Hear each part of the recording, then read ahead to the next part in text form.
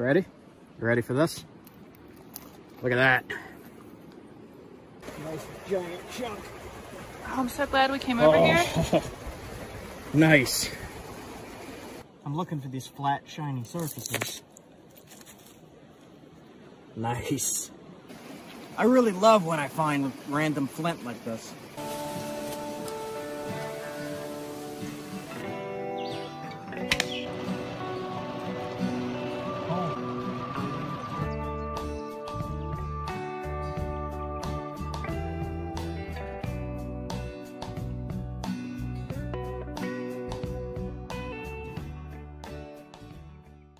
I decided to, it's fall now. It's cold, it's like 20 degrees. Well, it's 25 now. Last night, I got in late last night, as usual, and just car camped this time. I slept in the back of the car, and it was very, very, very cold. I'm glad I had 0-degree weather sleeping bags. But decided to come down and look for flint, see what I could find along stretches here in the mountains. And I'm just going to explore around and see what I can find. I'm going to be heading west. So I was looking at this piece of limestone right here. And I glanced up the rock line here and found some pretty high quality flint.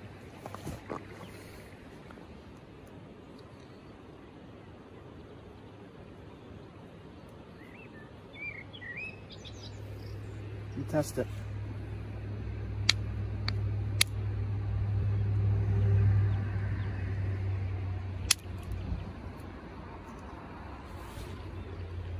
Yeah, that's pretty high quality. I'm keeping this piece.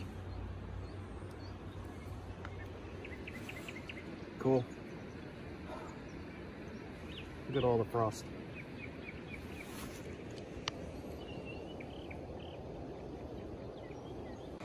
Okay. Sometimes it's hard to see it because this stuff has limestone mixed in. Here's a piece of limestone. Here's a piece of flint with limestone in it. So you can see how similar that looks. And then here you have the flint. It's just a little tiny piece. About half of this is flint. If you put side by side, you can see. Limestone, flint, limestone.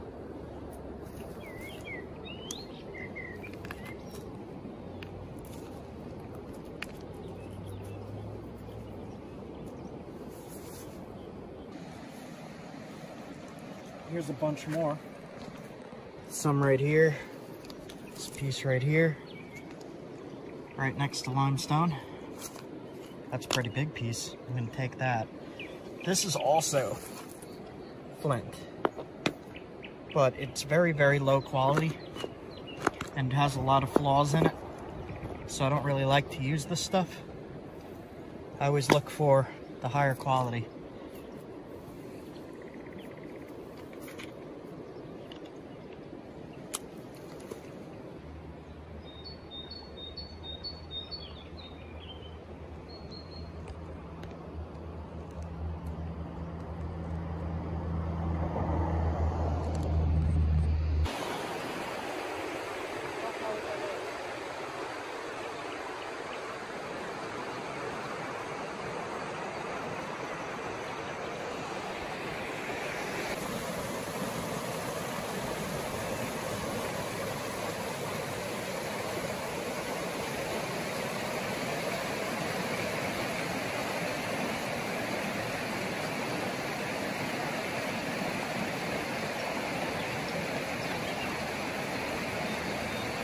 That lower quality flint.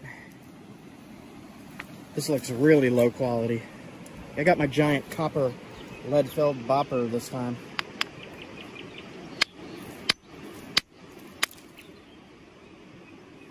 Very, very, very low quality.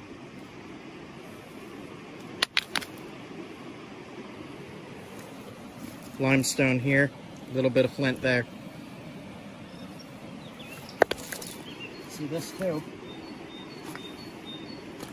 Next to it.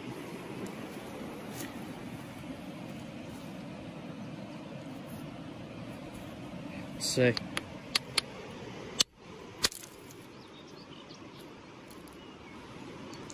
It's chunky, crystally. It'll work though.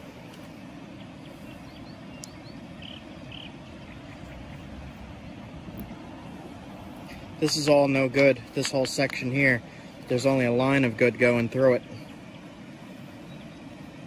It only goes about halfway.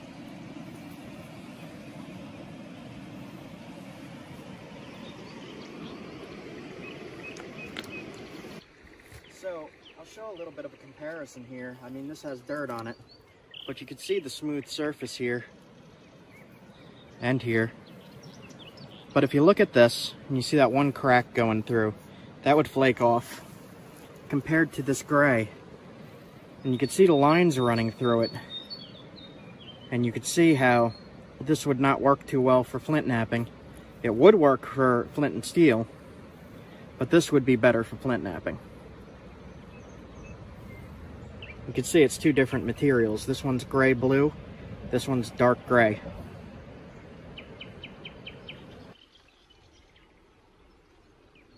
So check this out. If you're out here and you find something that you're unsure of, the best way to test it is to take a corner off. So what I like to do is hold underneath and hit and look. If I can't tell from that, I'll take the whole corner off by hitting straight down. And I'll do that here. You see how this ledge is aimed like that? Like that? So what I'll do is I'll hit right in this ledge, like almost straight down, to test it. And not flint. Some kind of slate or shale. But that's the way I test it. Either that or I just snap the whole thing in half. Like that.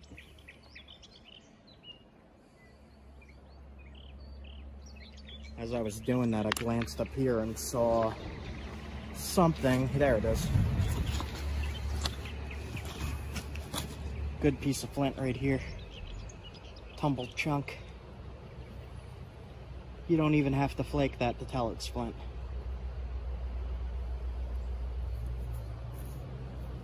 I'm gonna leave this one though, it's tiny. Can't tell. I can't tell if this is good quality or not. Looks like no.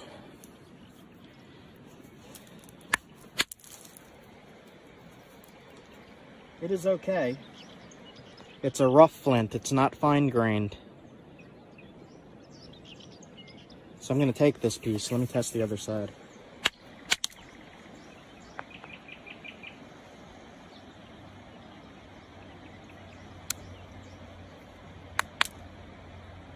It's very rough.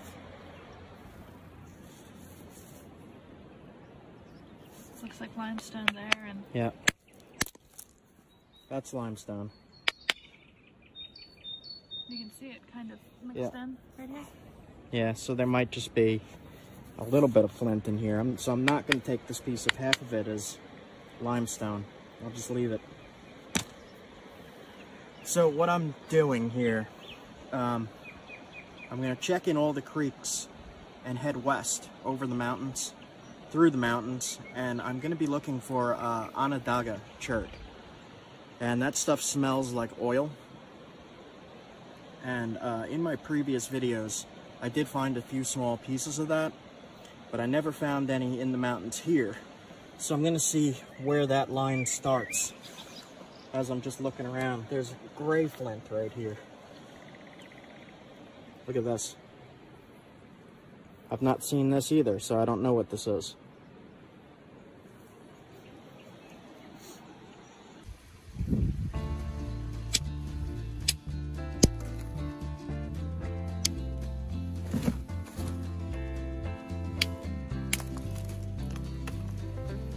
Still a lot of limestone in there.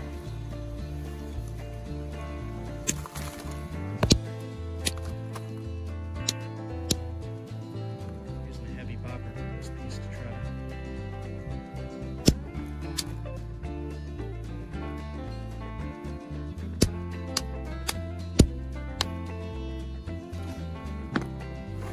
Let's see.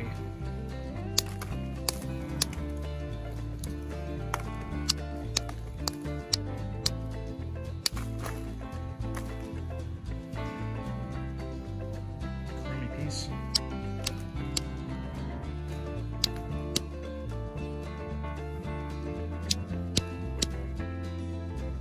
Try to use just a slightly bigger one. The way I have the camera set up, I'm trying not to hit the camera.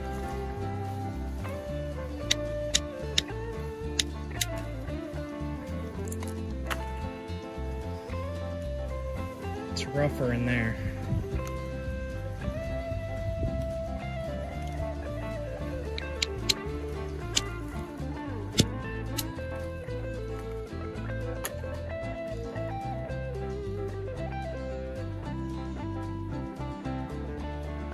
Rough stone. Alright. Let's see what we can do here.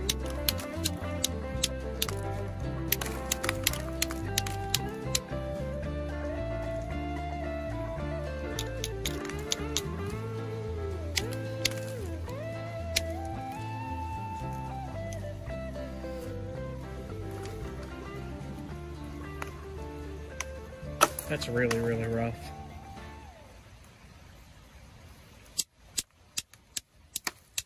A lot of flaws in it here. Alright.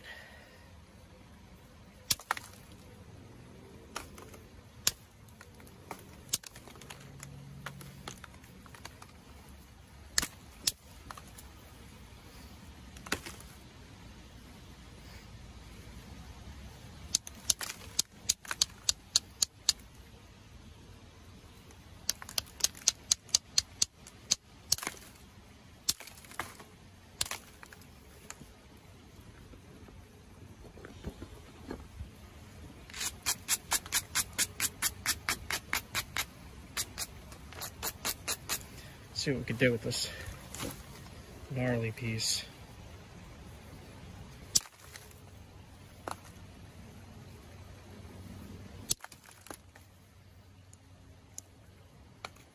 It's super gnarly.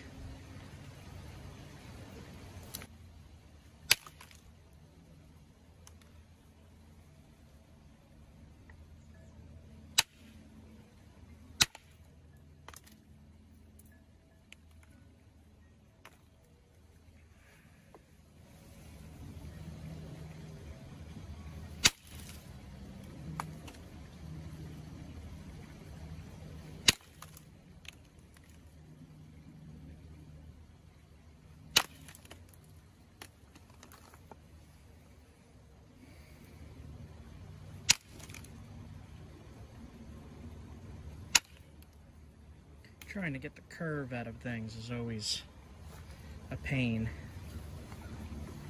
especially when you're working with something this little.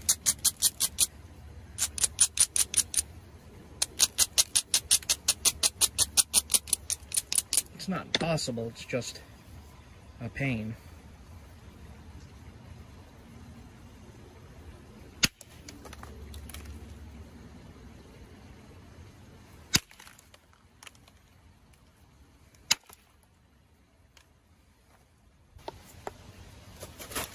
So that it's not an incredibly small arrowhead.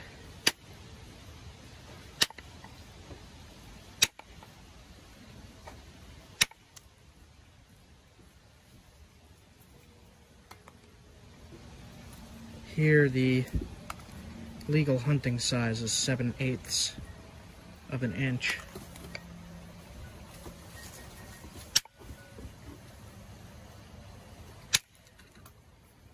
So as long as we don't break it with this crystal-y stuff in here, it should be good to go.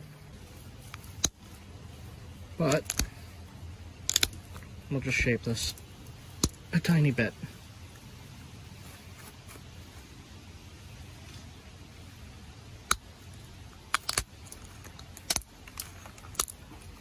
I know people love to see symmetrical points and all.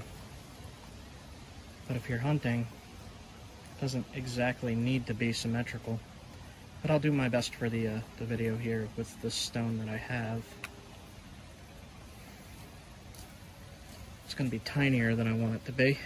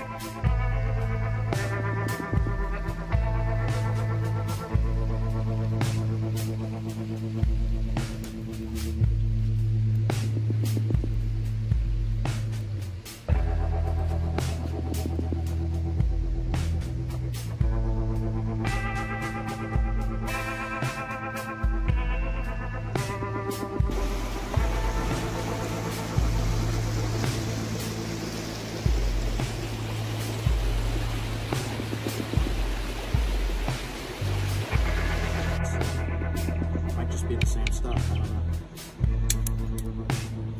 High quality. Super smooth, super glittery, glossy. If I could find a big piece of that, that'd be great. I mean, if there's little pieces, there's big pieces, probably just like 3 feet down. Underneath all this stuff washed up. I'll keep looking. Find some more of that.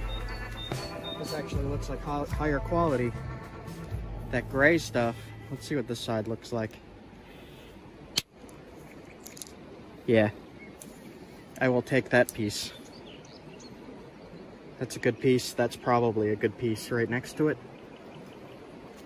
I'll take those. These are perfect for spear points and small knives. These will work great. It's got a little bit of limestone in it. The flint starts right here. You can see the line of where it starts. That's all limestone. So this would make a good knife, actually. That's a decent size.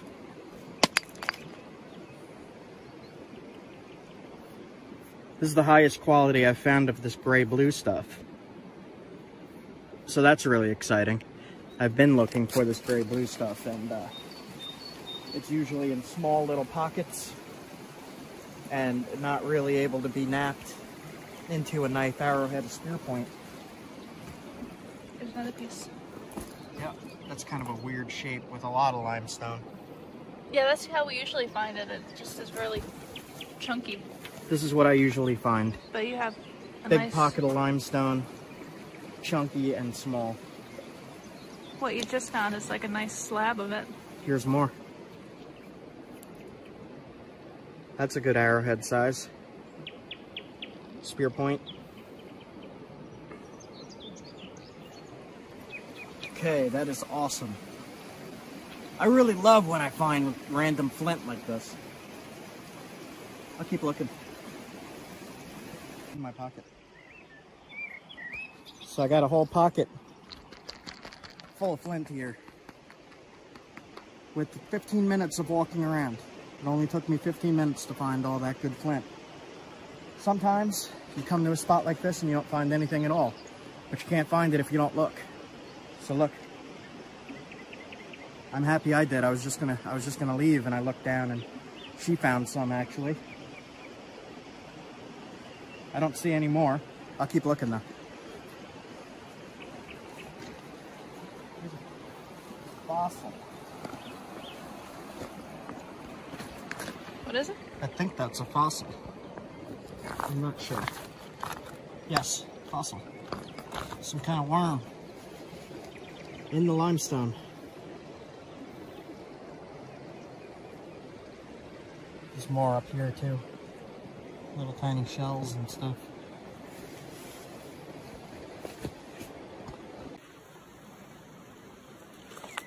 More of the gray here. I'm looking for these flat, shiny surfaces. Nice. Yep. Taking that. In my pocket, there's a giant piece. Under this. Look at that. Ooh. Ugh. Oh, nice. Ugh.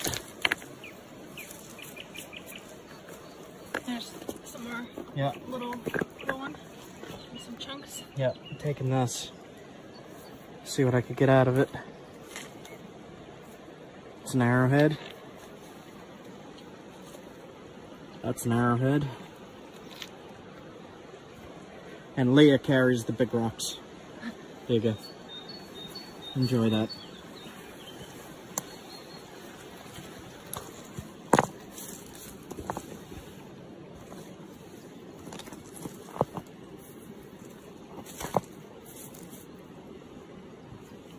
Spotted a good piece of the black point. Right here. Nice giant chunk. Oh, I'm so glad we came over here. Nice. Oh, wow. That's a keep. See, you can see this is limestone. Yep. And then that's the flint.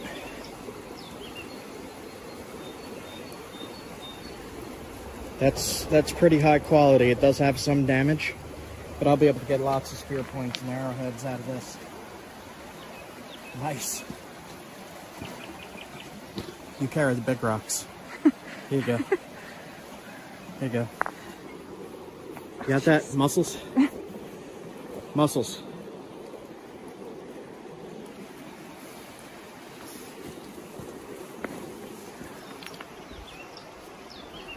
Not gonna go too much further here.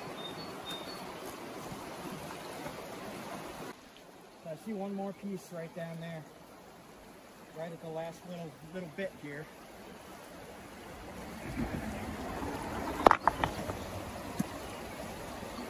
Always be careful coming down these. You don't want to twist your ankle.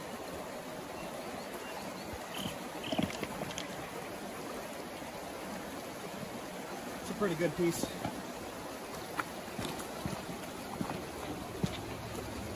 Pretty high quality. Pretty solid. I don't see many flaws. There's a bunch of limestone right here. Nice. All right. I have some acid reflux. Coffee did it. Okay, so I'm going to take these and I'm going to head out and I'm going to keep exploring and see what other different kinds of flint and chert I could find. Different colors, different material. All right. All right, so one of the problems that I've had is determining flint and high quality limestone, because it looks really similar, you know, especially if it's wet. So you just test the limestone and you can see how grainy that is. So that's super grainy compared to super smooth and shiny. This is not shiny, this is dull and grainy. You can nap it. It will work. It's very brittle, it's very tough. This stuff is very sharp and very shiny. Here's more. So again, it kind of looks like limestone. This might actually be Onondaga. Hold on a second. Hold on. That is not Onondaga. It looks like it though. That's what Onondaga kind of looks like, that white gray. But this is the same flint as this, it's just weathered differently. Okay. So I can't even move 2 feet here. I saw this, I was like, oh, limestone. I saw this, I was like, oh, limestone. And my foot hit it, and it's flint. It's a big chunk of flint. It's high quality flint. I'll actually show you how high quality this is. See, it looks like junk, right? You ready? You ready for this? You see what I mean? Super high quality. Okay. Fossil. Right there. Shells.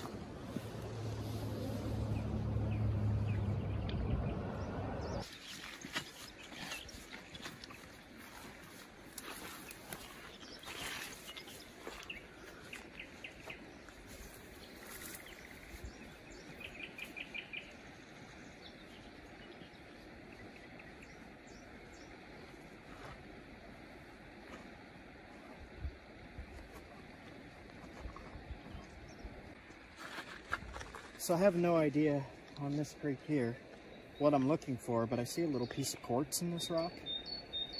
You see that? Just a little tiny nugget.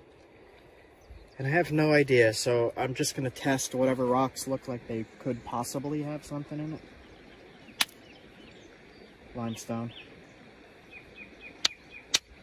And I'm going to test the different areas of the rock too, because that's all limestone. So this spot's going to be difficult to determine what's what if the limestone looks like that. Keep looking.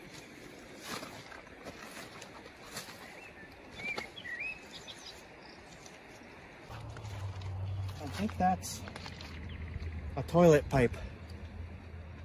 Ew. That's probably what that is. Ew.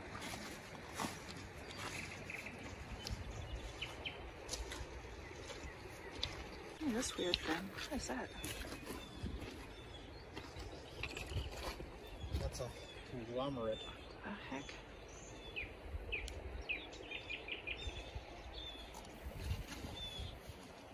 It's a weird stone.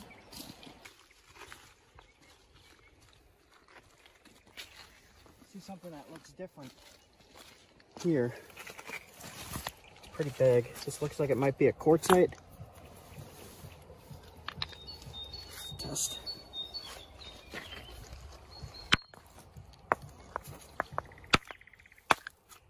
That's a quartzite.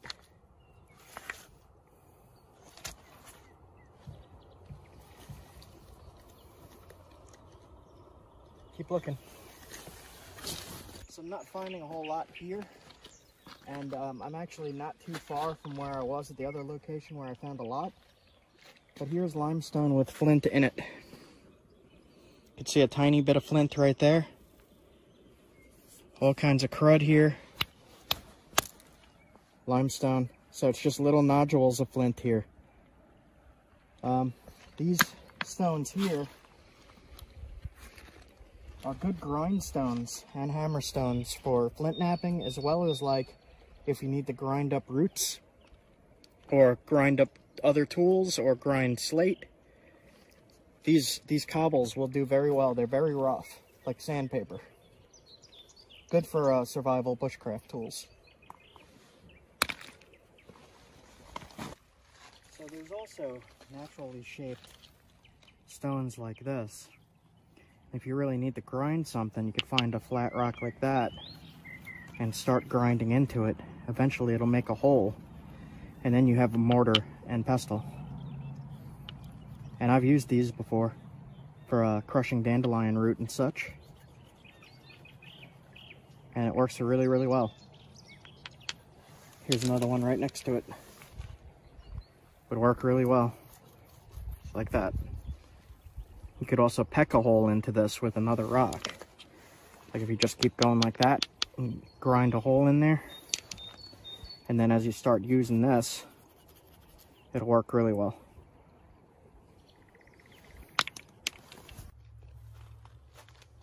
Found a little piece of tumbled glass. You can put that on a necklace. Pretty. Come up. Found a maybe right here. This is a probably not, actually.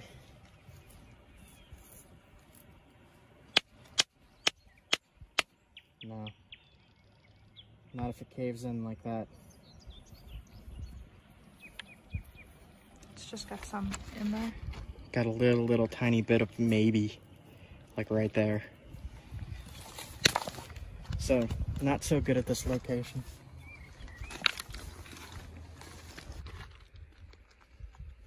A nugget of something. Don't know. Quartz. And quartz.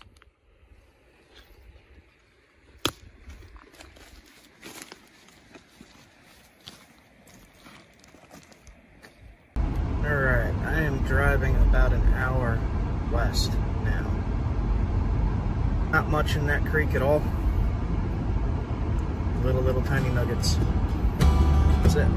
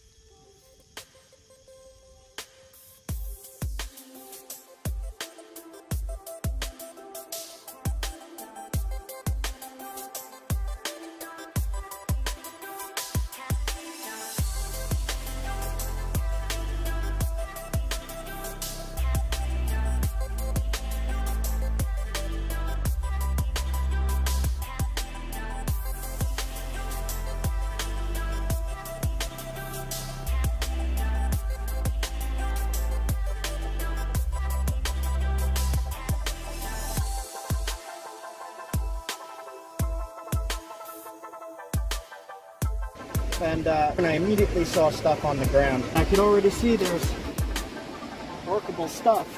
Stuff you can use for flint knapping, for bushcraft, survival. It's flint, that'll make a spark, that'll make an arrowhead. It's really shiny. That's cool. Sparkles. Can you see that? So I'll take this piece. There's some right there, but it's not good. This right here is some kind of flint, but it's not good and has those crystal inclusions. But if you see stuff like this, then there's likely to be better around. So I'm going to poke around a little bit and look, and maybe try fishing over in that calmer area over there. There's been a lot of rain, so I don't know.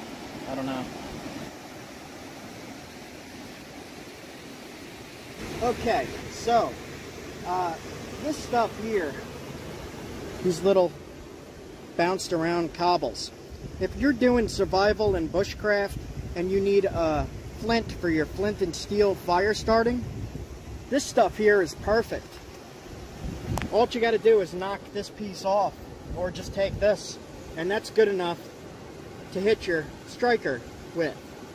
And that'll create sparks. This is all you need. You don't need much. You don't need a big piece like this. Got my steel striker here for flint and steel.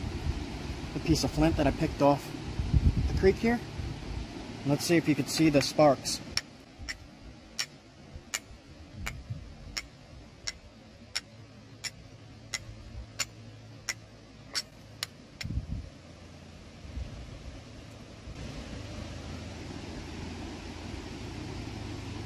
Just gotta phone hook, but I'm not using that right now.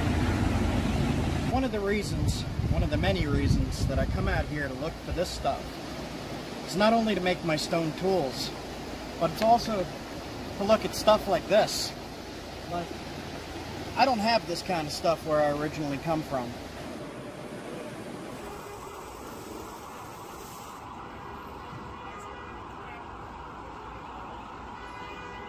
This is still really new to me, and I've been doing this for 15 years, and I'm not used to it yet. I'm not used to seeing stuff like this. There's just a big rain, so this is way faster than it would normally be. And so far, today alone, I've seen an eagle on the side of the road eating something. I've seen a chipmunk, a wild tree squirrel. That thing was vicious.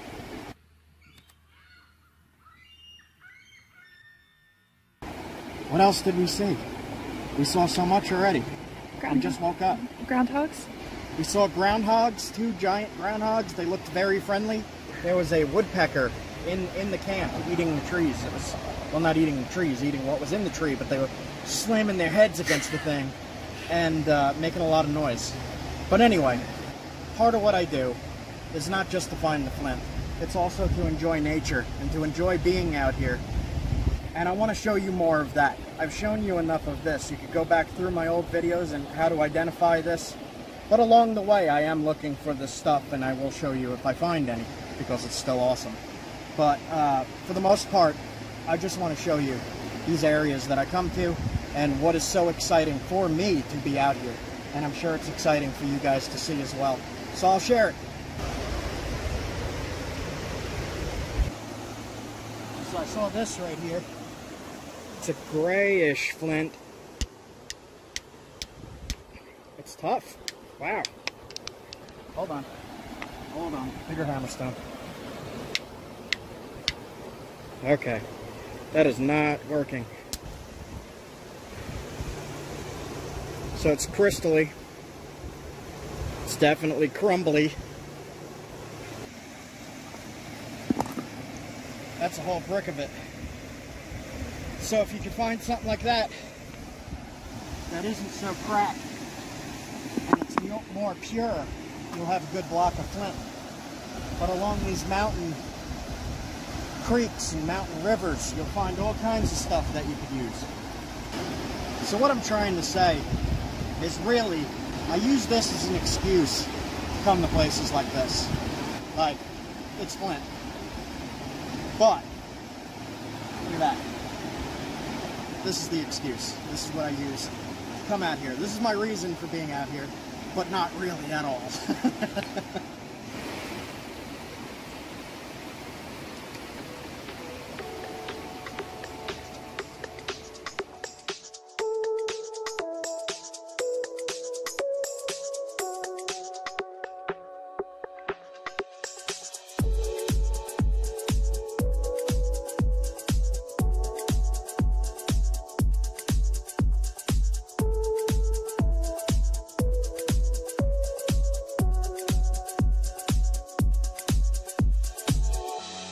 Walked up and down this bank here, just looking real quick, and there is flint here, but it's got all kinds of inclusions, and it's not the best stuff, but it will flake like that. And that could be used as a tool, a hide scraper, whatever you need, like any kind of sharp tool. You could use that as a knife even if you need to cut something sharp. I kind of cut myself on it a little bit, but this material is not the best for flint knapping because of all these seams and cracks in it. It'll kind of just break the point if you're trying to shoot that on an arrow or throw it with an atlatl spear. This will just shatter when it hits something. This stuff is way better. This is the only good piece I found on this stretch, but I'm not like crazily looking. I just walked straight back just to see what this looked like and to see if there was anything here. I found this. I found this stuff. I'm not happy with it. This I'm happy with. That's coming home. I'm going to make a spear point out of that if I can. So I'm going to clip that in here, just me napping a spear point. We'll do that.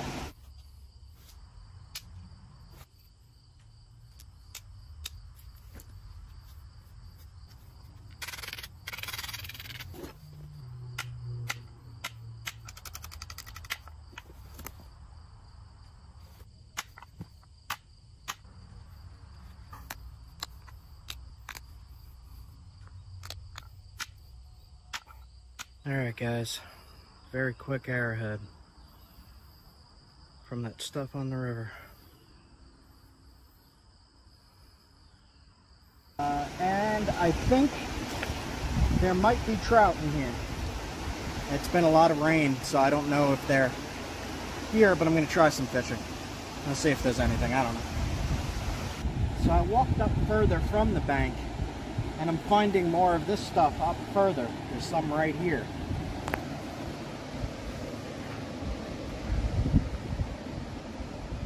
And that'll make a nice spear point. That's the same stuff. Just a little bit of a exploration day today. We just packed up from our campsite. We got in late last night. We camped up the road at a primitive campsite. I recorded a little bit of that. I'll splice it in here to show you. Alright guys, morning one. Poured out last night.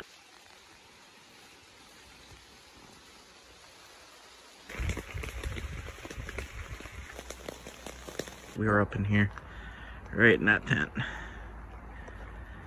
And it rained so much, there's actually a little bit of water running down the road here still. First night is always a rough night. We got here, it was starting to get dark.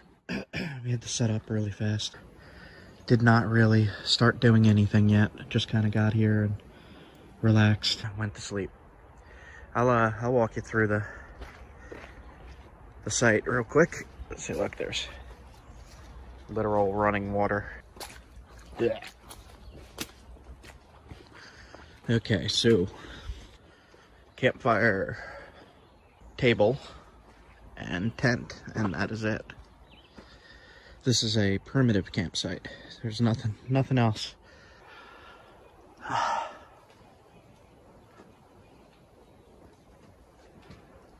Not too bad. I like this site. I'm gonna mark this down. Leah is rolling up the tent. Getting ready to head out here. Close.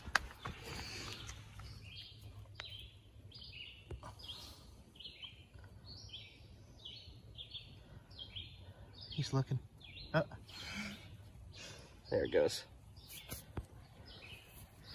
Get the frog out of the campsite. Go away, frog. Alright, just wanted to fill in the blank spot there for you. All set? Next spot?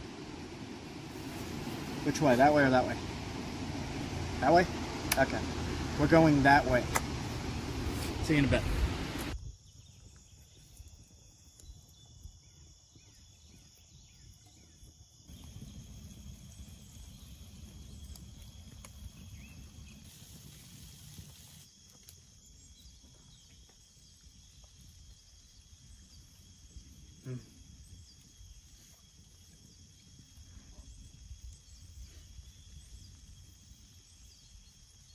I did some experimenting with that surprise chert and messed with one of the flakes. Came up with that. Sharp as heck. Indirect does not work too well on it. So I used percussion copper, indirect copper, moose antler, and copper nail, just in wood. And I worked on one of the flakes and just came up with that. Usable arrowhead, definitely will work. I'll experiment more. This one will go on a necklace. This is pretty.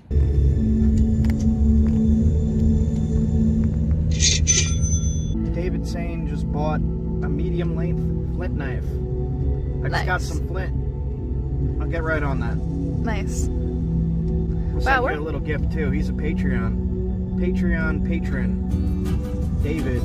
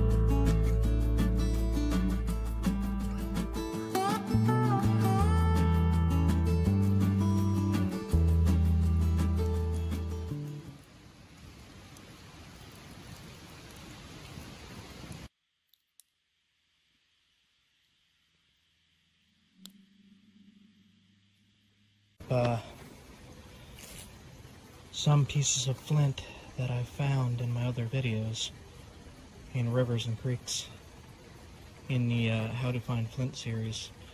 I'm gonna nap these into arrowheads and spear points, see what I could come up with.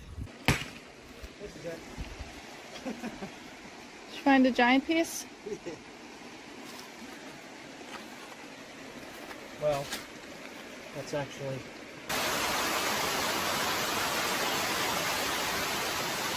I guess we'll see if this is waterproof.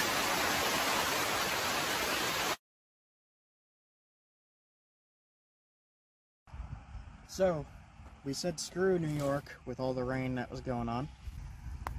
Canada's like right there. I smell something.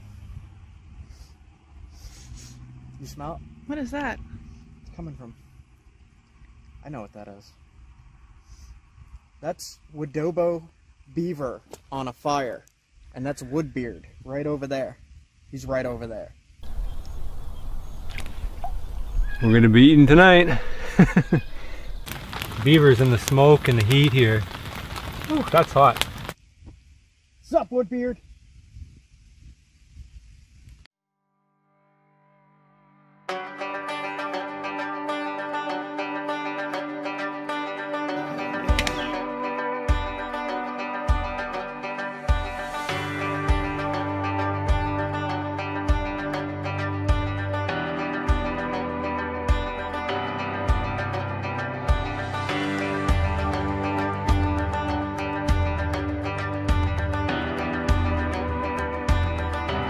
The Wooded Beardsman is one of my very good friends, and I did have plans to go up and visit him in Canada and look for some chert and flint up there, but the Canadian border was closed to essential travel only. There was signs everywhere, there were guards everywhere, so that needs to be put on hold.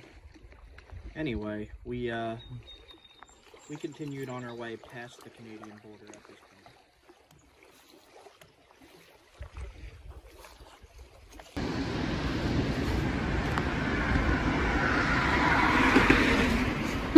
Where to go? Oh, come on. Oh my god. Okay. Enfant disadvantage. I think that's French. So, okay, I have no idea where I'm camping yet, and the sun is going down.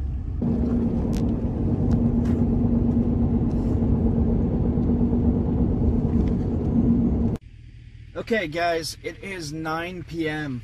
It's dark now, but right as the sun was going down, I think I just found more chert. In Vermont. That looks very cherty. It's a little rough, but that's chert. And I got a few blocks of it to test.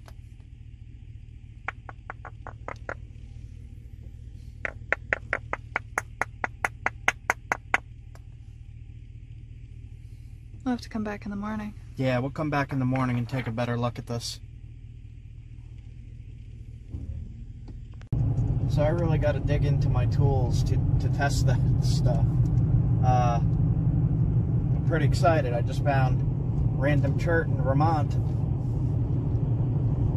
Yeah, I gotta get into my tools. I gotta get into my tools. That's some kind of fine-grained basalt. I don't know yet. I really have to crack it open and look.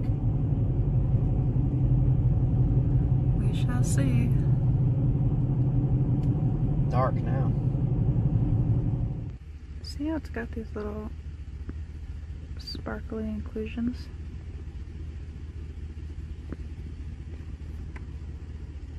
It's weird.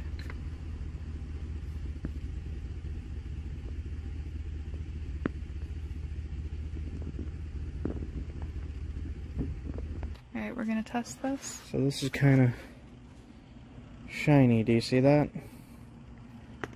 I'll test right here first.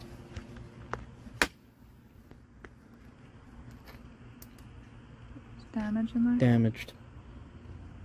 That's a chert though. That's a chert. Alright, let me try another piece. Yeah, that's a chert. try right here.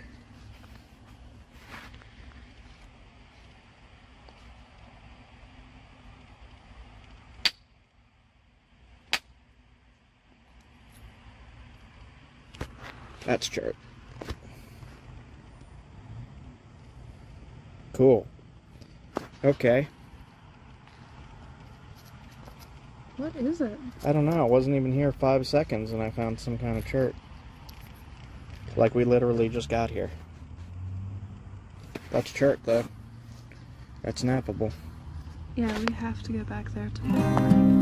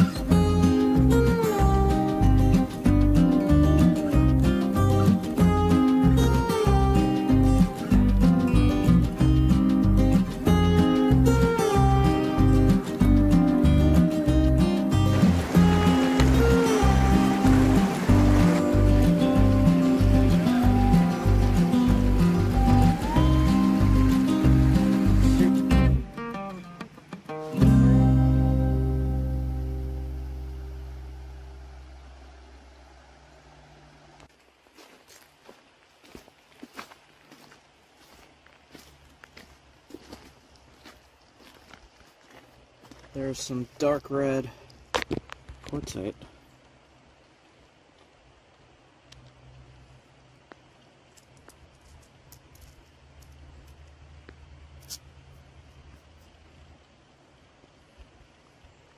This is basalt.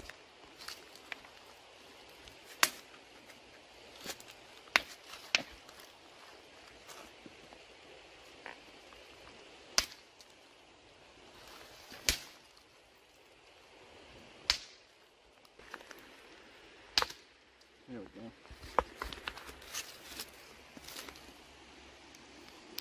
Basalt. You can nap that. It's really hard though, isn't it? Yep. This is some of the hardest stuff to nap, but you can nap it. And I'm in Vermont, and I found this. That's an arrowhead size or a spear point size.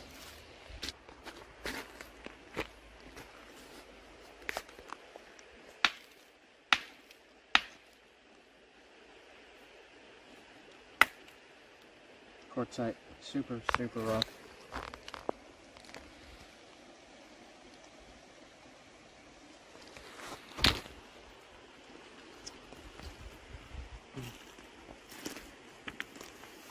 It's probably going to be a lot of quartzite, and basalt around here.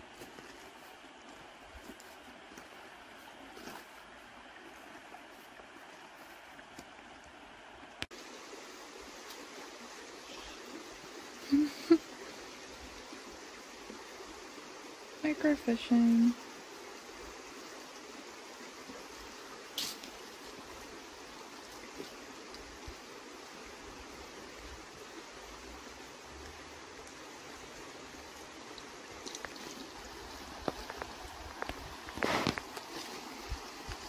It looks like it is a chub.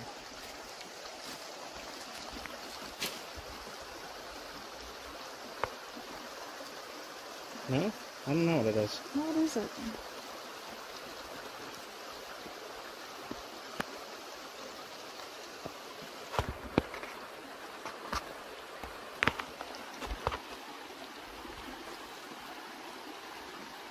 Gonna use the ID app. Yeah. Creek chub. Creek chub.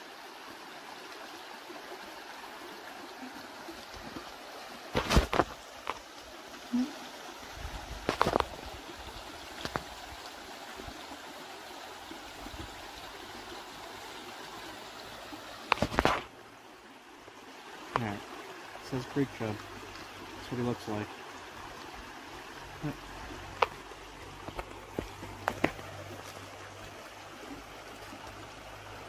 Sticky. Yeah.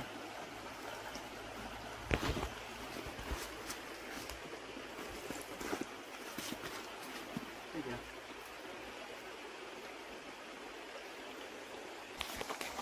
What do you got? Looks like some fine-grained basalt. Yeah.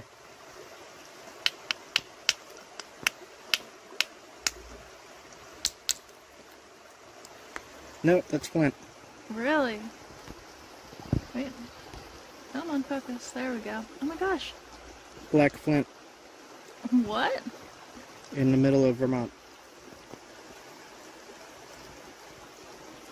Huh. You know, I think I saw another piece like that further up. I'm gonna see if I can find it. Taking that.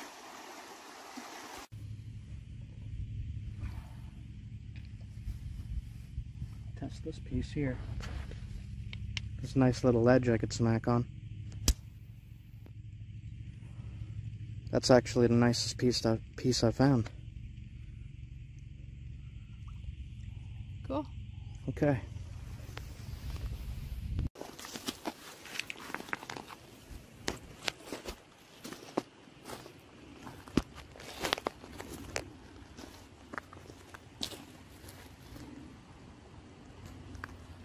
I'm looking for the smooth ones.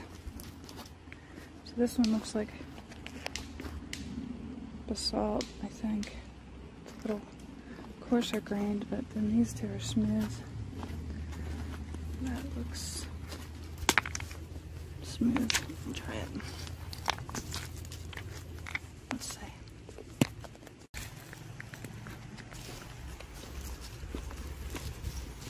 We try these? This stuff too, but I think it's gonna be flint. Maybe? Is it? See, I think the salt on that, but maybe not. Try these three. This is shell. Salt. Is it basalt? Yeah. It's like super smooth though. You got that figured out yourself? Yeah.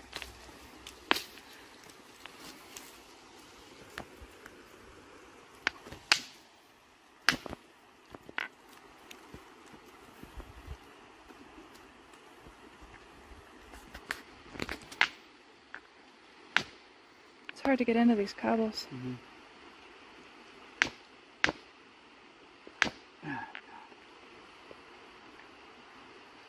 Yeah, it's basalt. It's probably also basalt.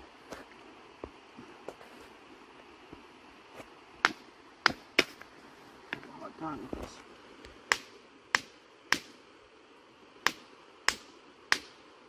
Salt. Basalt. So let me see what the flint looked like again then. See, it's that same smooth grain though. I saw this from tumbling. Yeah. See, those feel like the same to me.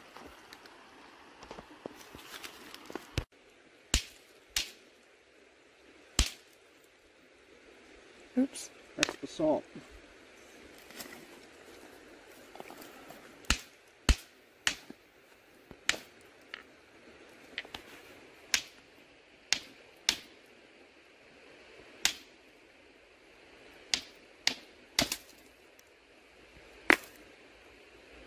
Yeah.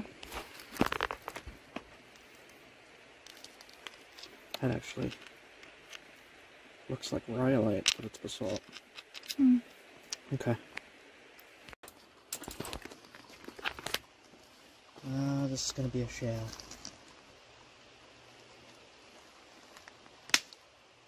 Yeah, shell.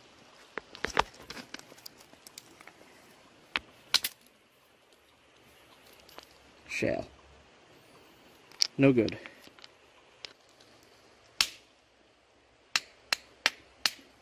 Flint.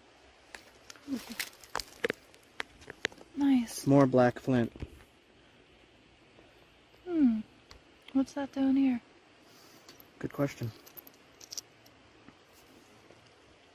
Glacier? Looks like cobbles, glacial cobbles. But that's 2 pieces on this little scratch. That is suspicious to me.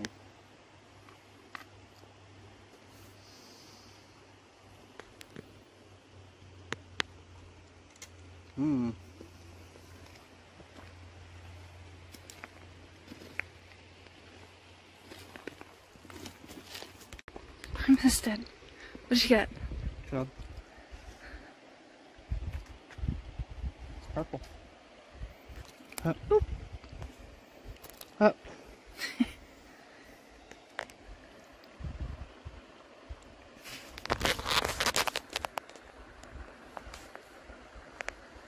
Cool. Oh. Some more flint. Right here. More flint? Yep.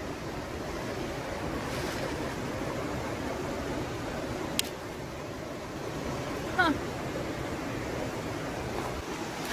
I was gonna say that, if there was just 1 or 2 pieces, that would be like glacial cobble, but since there's more, there's gotta be an outcrop somewhere.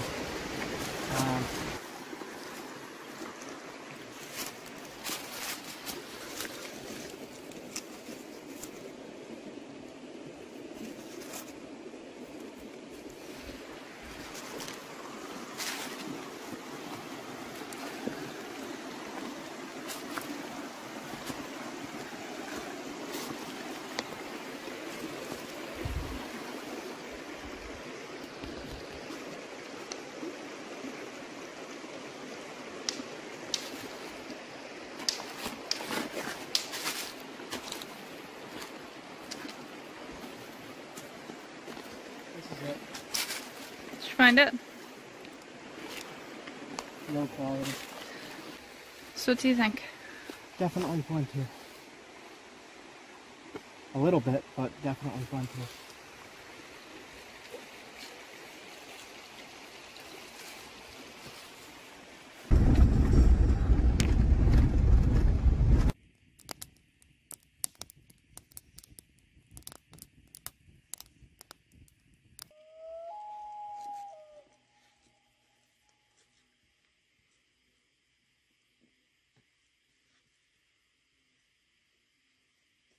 Alright.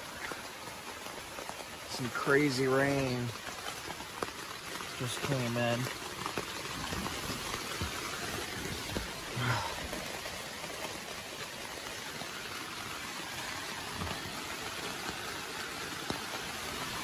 Oh, man.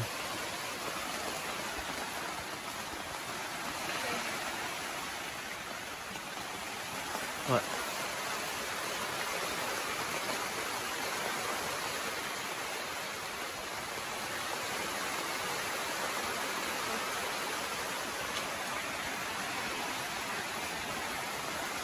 Yeah, I don't know how heavy this is going to be. I'm up in the mountains. I don't know what mountain storms are like, really.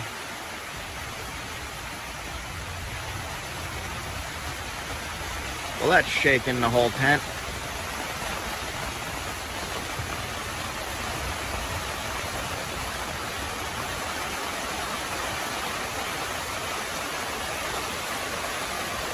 Man.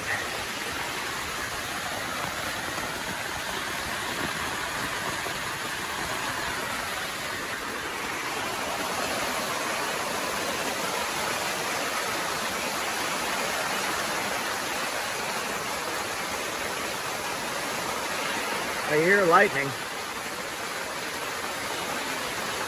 Huh?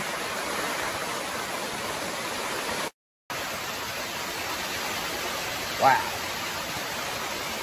That's a lot of rain.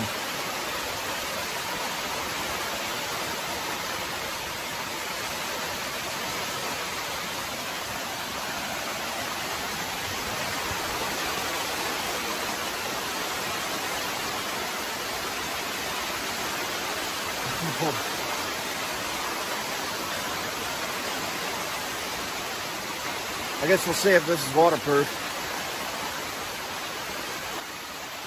It's midnight, like 12:30 right now.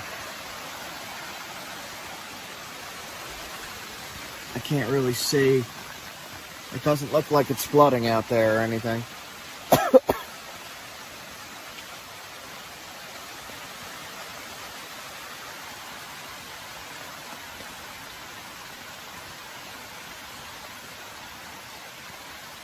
You just record all of this.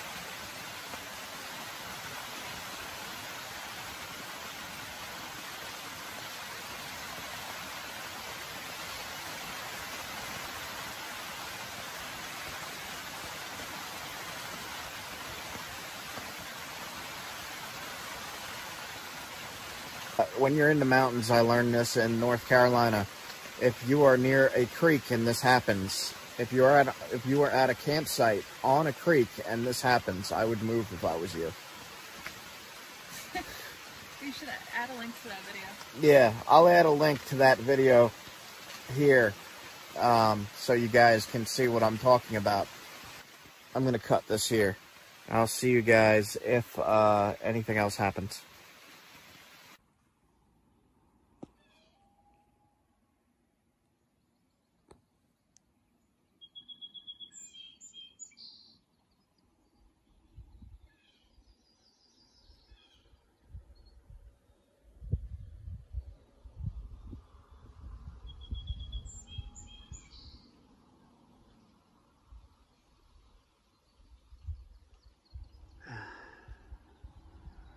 Caught a few bluegill. That's the loons in the background making that sound. It's like 6 in the morning. Cool. Wanted to get that on camera. Just walking around the edge of the campsite here and found a little piece of flint. Some kind of gray flint.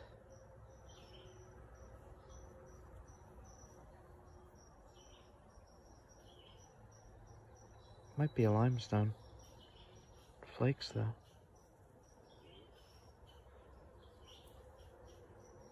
That's a chip I took off.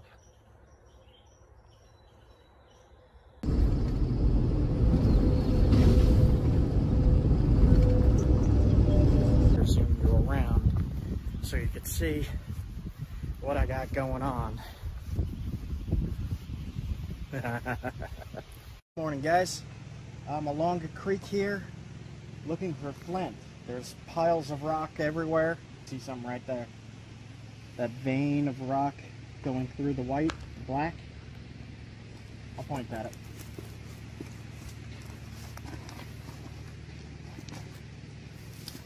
Right there.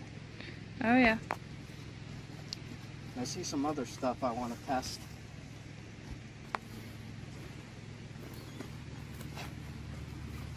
I have no idea.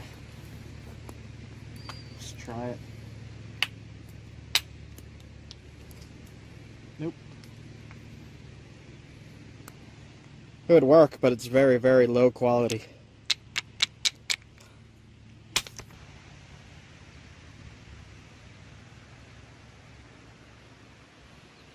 Hand me that piece. It feels like flint. Let's see.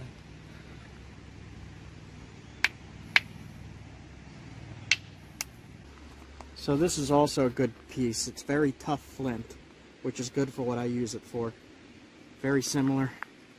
This is lower quality, this is higher quality, but both are good for what I use for.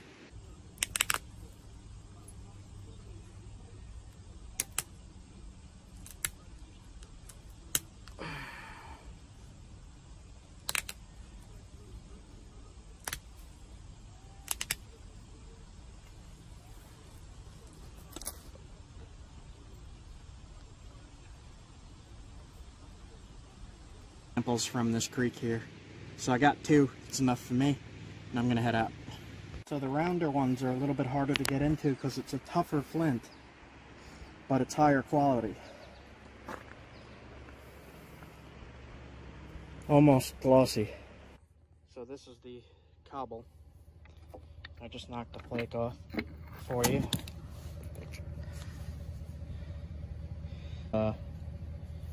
Incredibly pure stuff. It's kind of black gray. It comes in big boulders like this, big cobbles.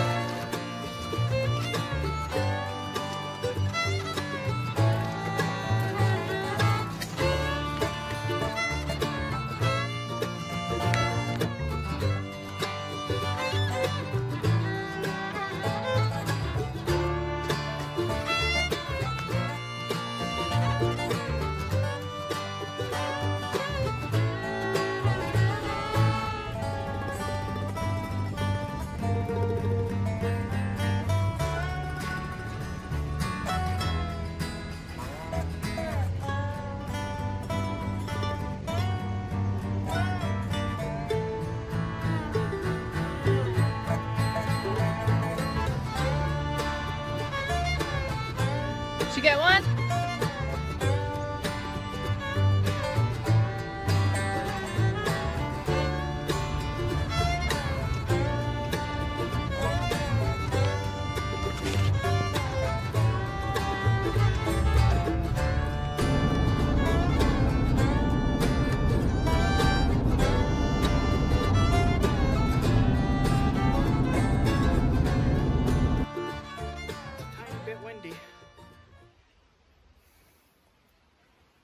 I am in the woods.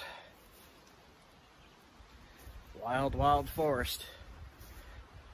Let's see if I can make that come in a little better. There we go.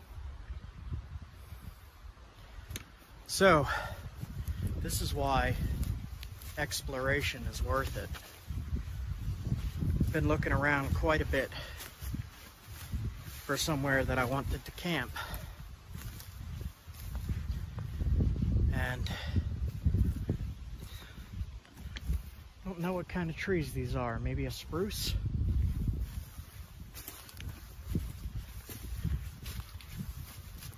It's not eastern white pines. It's got to be a spruce of some kind. I'll have Leah ID that for me, but this ground here is all soft. Super soft as I'm stepping on it. And man, that was a pretty long drive. So we got here and we looked around quite a bit and we did set up camp. I'm walking to it now. This is a pretty big area to explore here. I'm pretty excited. I have an inflatable boat. Inflatable boat. I gotta get a kayak. I just haven't been able to yet. But this water here, this all has moose on it. Apparently, I already heard some loons, and I saw one dove under the water or something. There's also some strange looking ducks. Ducks or something. Oh, I needed this. So, okay. I'm walking down to the campsite. There's nothing here at all. Like, at all. There's nothing. So, Leah is beat from looking up stuff and looking at directions and looking down. While I was driving, she was looking down at the phone trying to get a good spot here, doing some research and such. So I think she might be inside the tent, but I'm gonna at the last second here zoom you around so you can see what I got going on.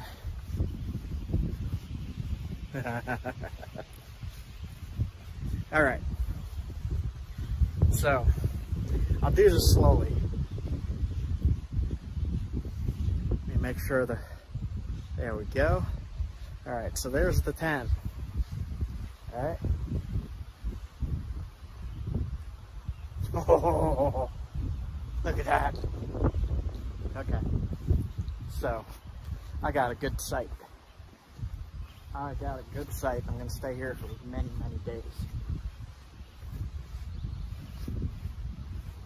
We hung up our wet clothes from the rain. We got our solar panels set up here. The solar panel is amazing. It's just like a fold-up suitcase. It folds up. I'll show you in a little bit on that. And this thing will charge anything we have. Man. So, okay. Tent. Leah's in the tent. Stuff, camp stuff. And tackle box. Fire pit. Nature. Look at this. I got my pole set up. Look at this. There's freaking nothing here.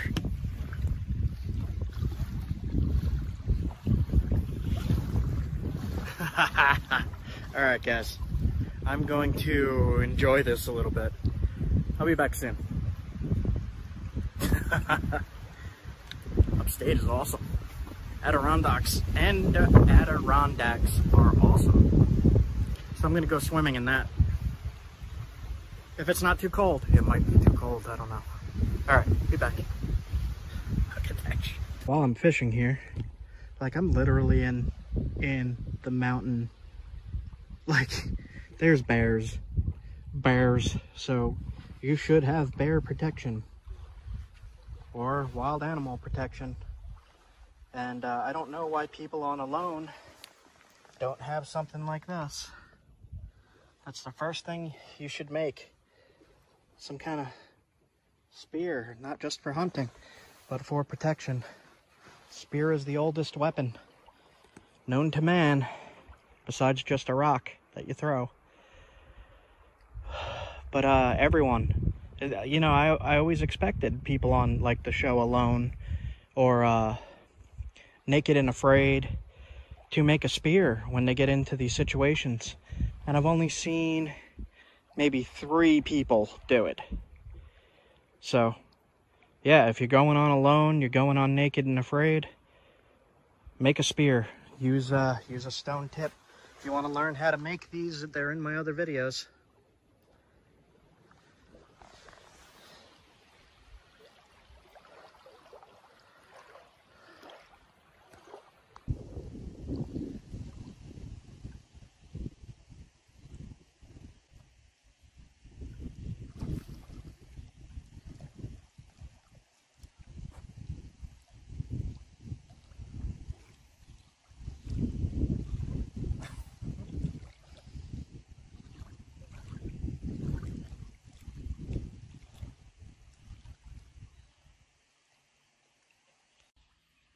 Come here. That one.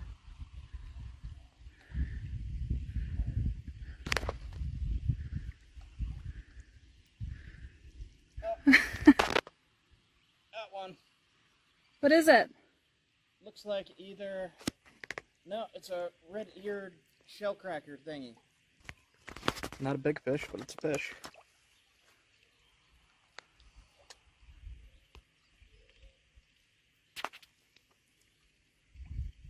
It's pretty. Mm-hmm. See if I can get this hook out of him.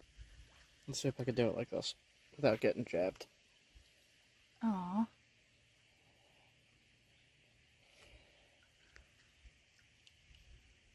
Okay. I'll put him off the swim.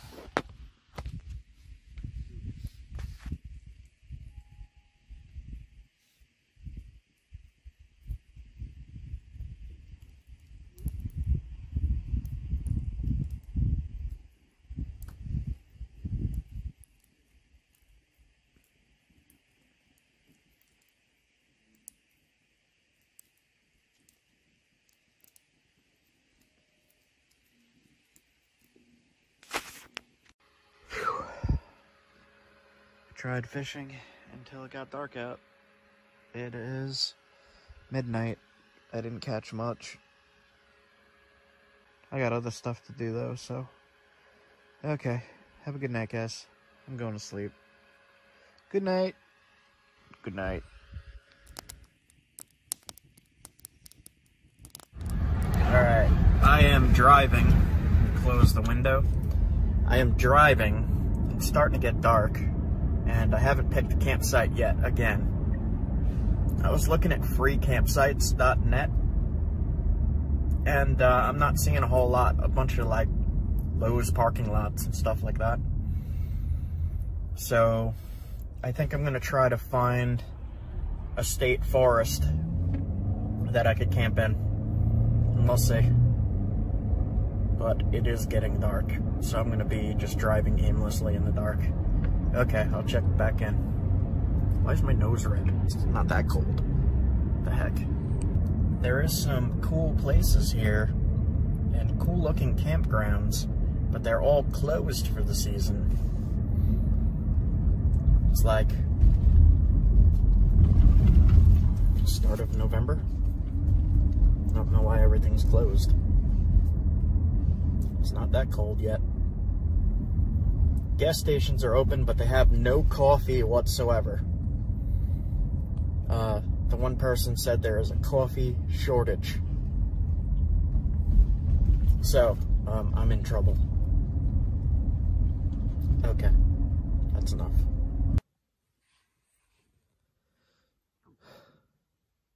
Good morning. Day 3.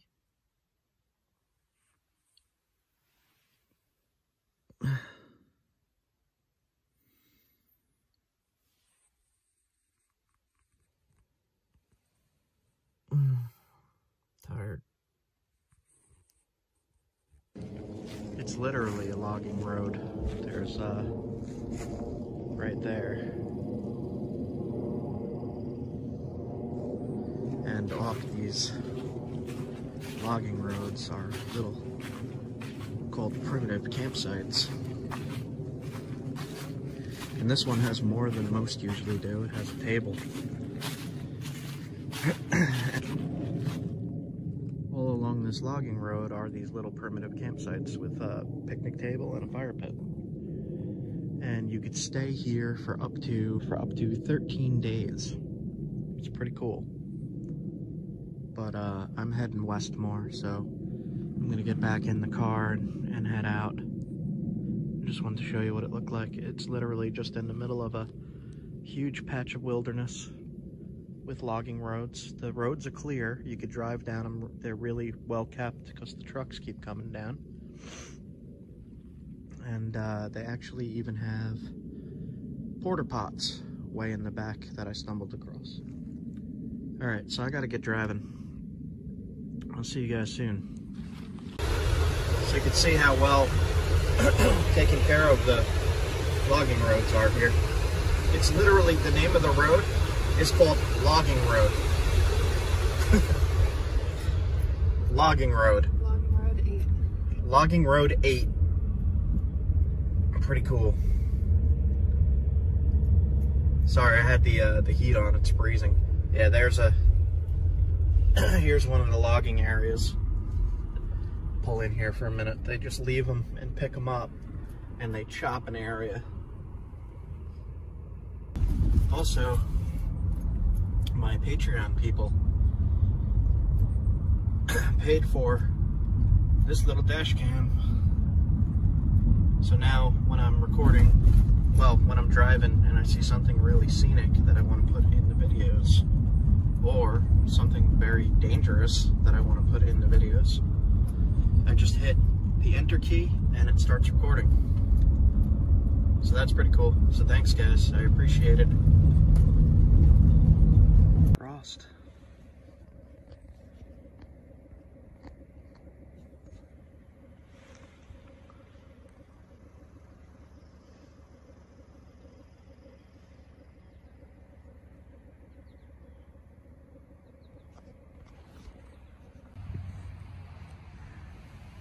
Walking in the path here.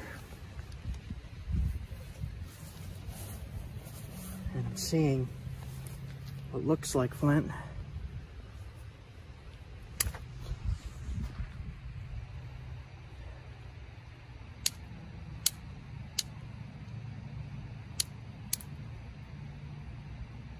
That's Onondaga. Seriously? Smell it.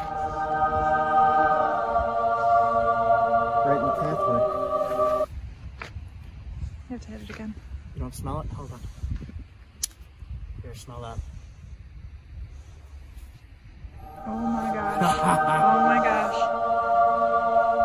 Smells like oil. Yep. Alright, I'm going to Right in keep the this little path. piece. So, Look, here's another one.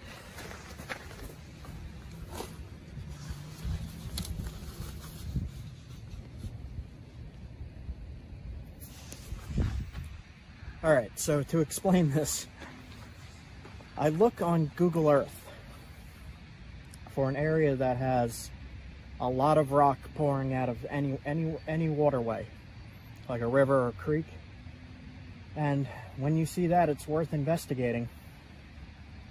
But I also look at geology maps to see where flint might be.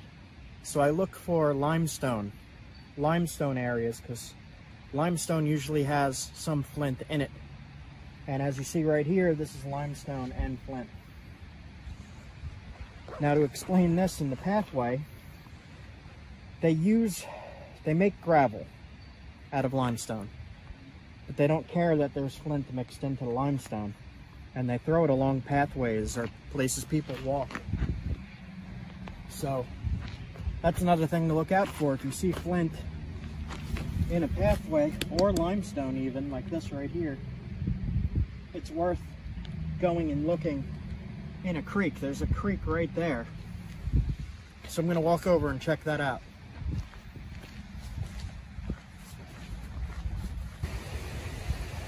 So right here, I see a bedrock that actually looks like shale or slate. And across the way, it's definitely slate. But right here, this white rock, it looks like either limestone or flint. But that's holding the whole wall up, so I'm not going to touch that. It's a little waterfall. And a ton of black walnuts.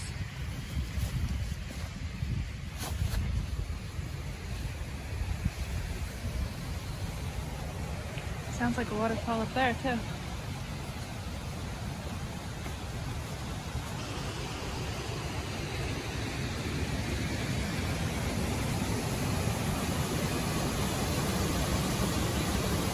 It's right here.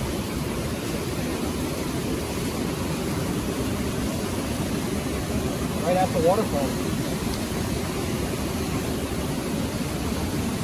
This is definitely flint.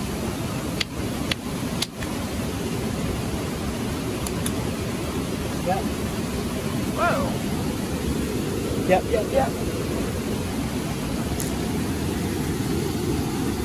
Nice. Let me see if it smells.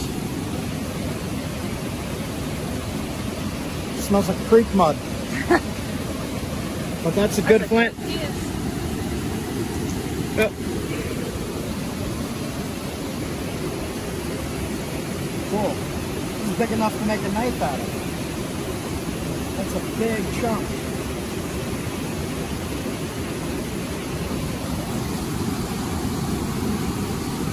I don't see any damage in it either. Just right here a little bit.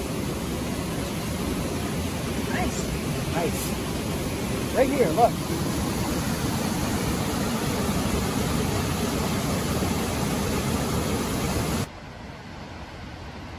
So one of the reasons I probably found flint down there, because I'm not seeing anymore.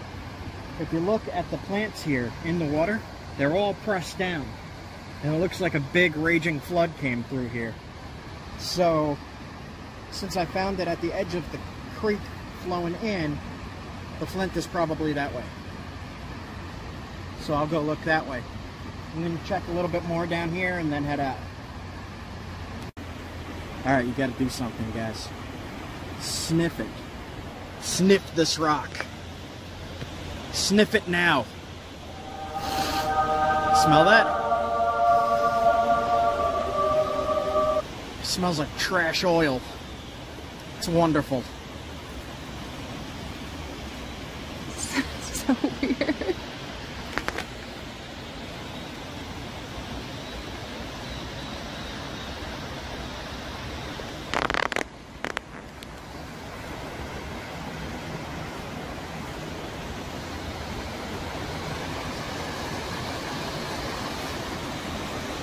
Black walnut.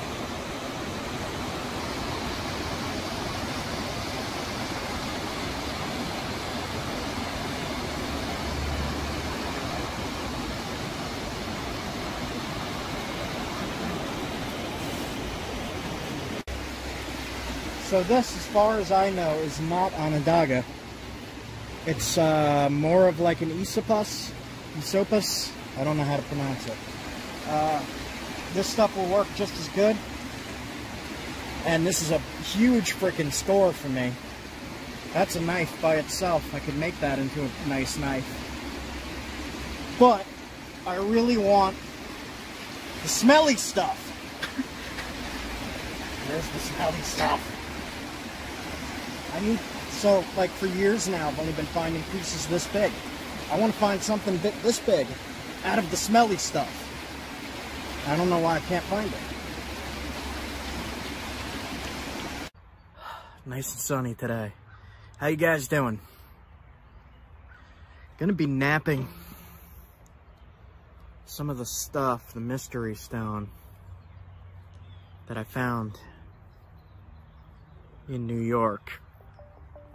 It's kind of blue-gray, sparkly.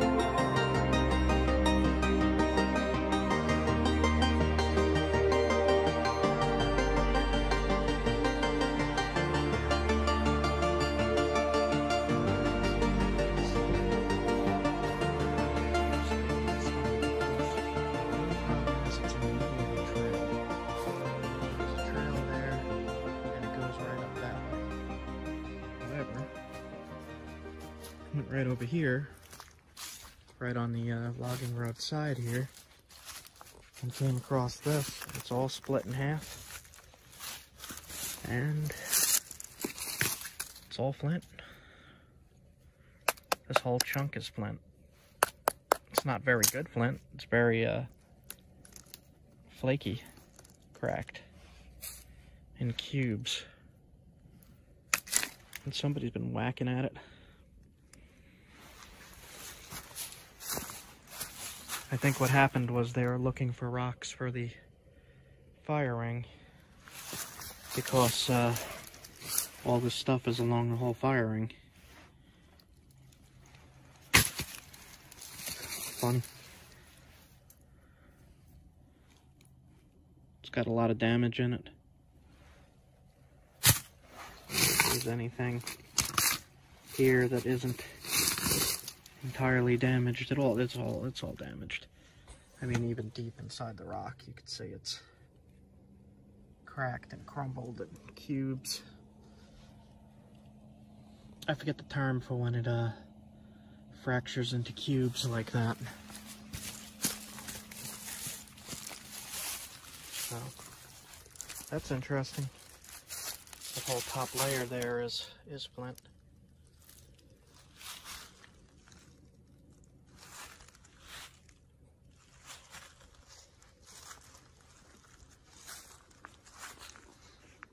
Alright. I'm not sure if I'm staying at this one or not.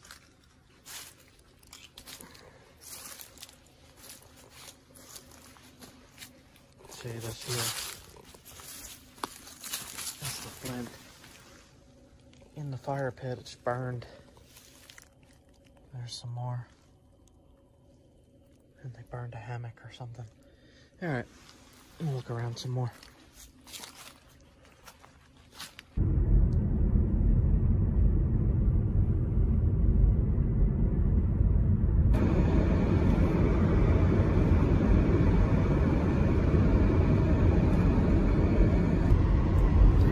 Start of day 3 here.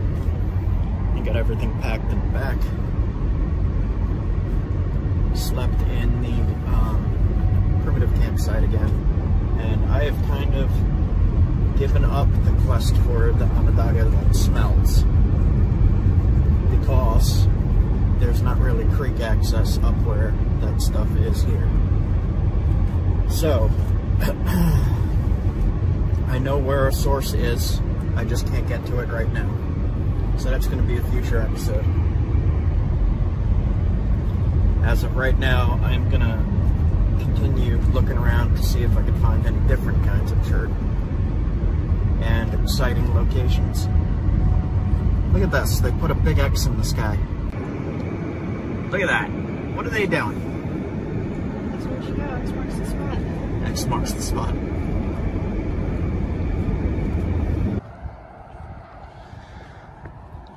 So, they boarded up the sulfur spring. You could still hear it. Ugh, it smells, man. It still really stinks, even with the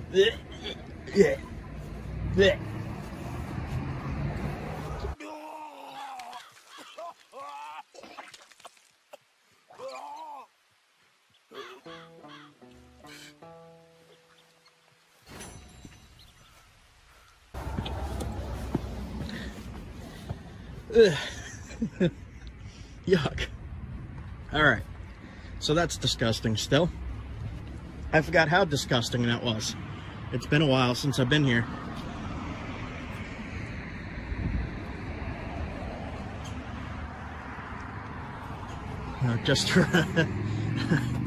I had the same exact reaction when I was here last time. I got that on video too.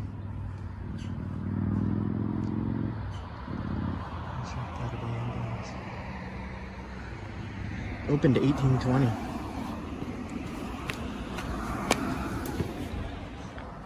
Man, this thing really stinks. That hotel across the way says vacancy.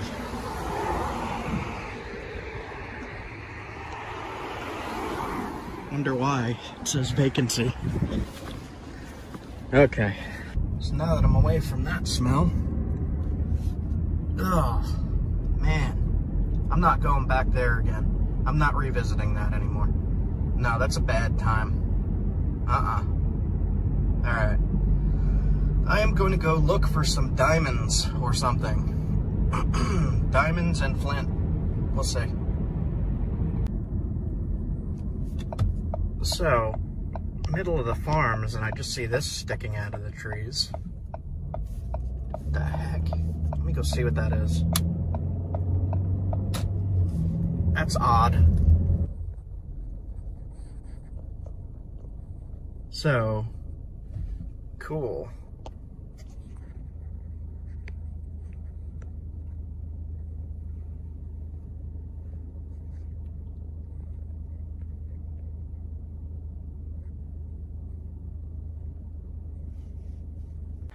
So,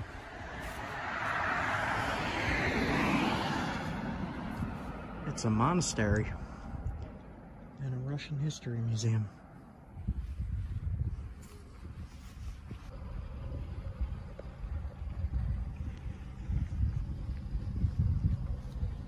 just walk around a little bit.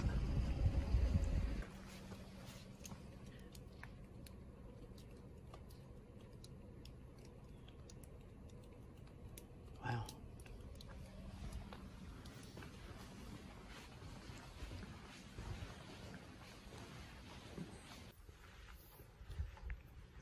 Inside the temple grounds here. Crazy.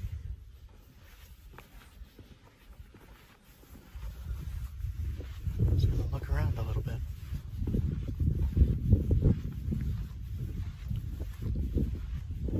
Look at that.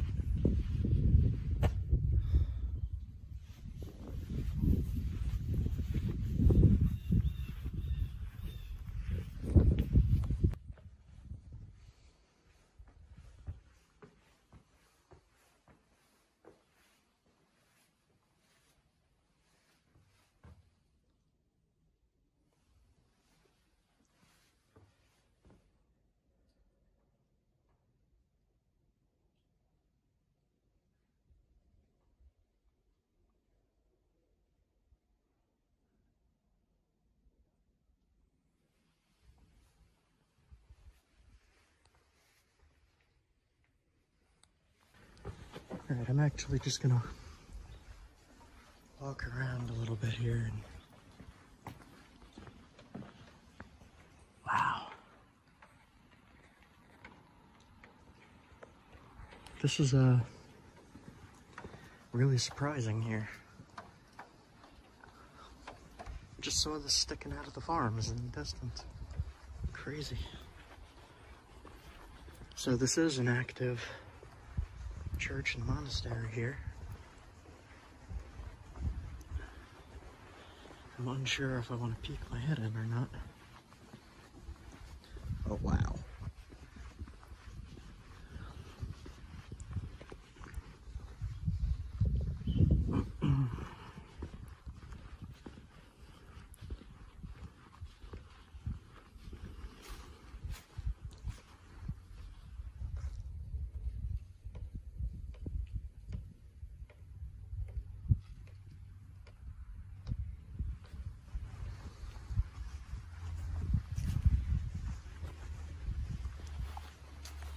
Alright, so I just took off. It's right there. So, alright, so I did not go in. It said to enter, I have to request assistance, and I think I had to like be properly dressed or something to go in. I'm not sure. So I just bailed. Interesting though.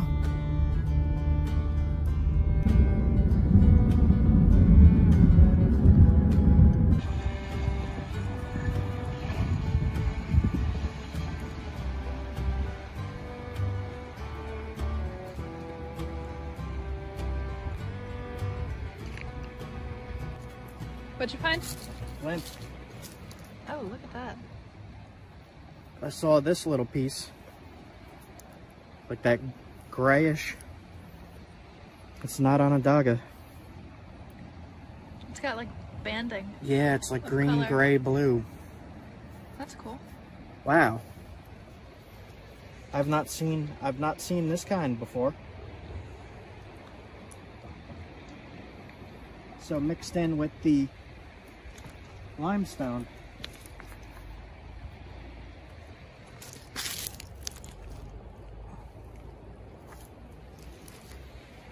Wow. That's a really, really high quality flint.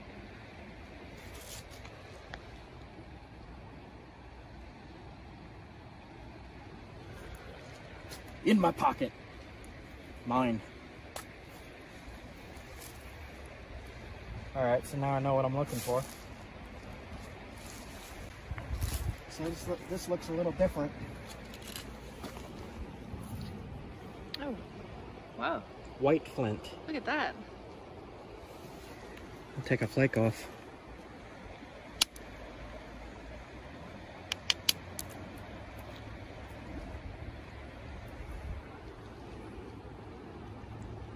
It's like freeze damaged in size a little bit. Yep. That is super high quality, though. It's just damaged. If I take another flake off, it might look a little better. So, white flint in New York.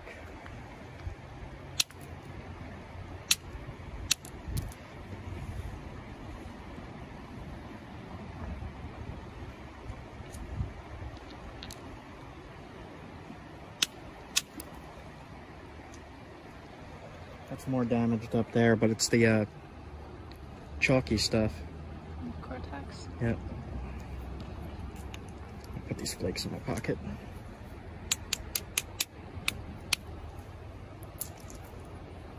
There we go. Okay, coming with me. So that's two different kinds on this in the same general area here. Okay. I found this here. I saw that little bit of shiny. I took a few hits, and it's like a super high quality quartzite. I did want to try over here where the color is.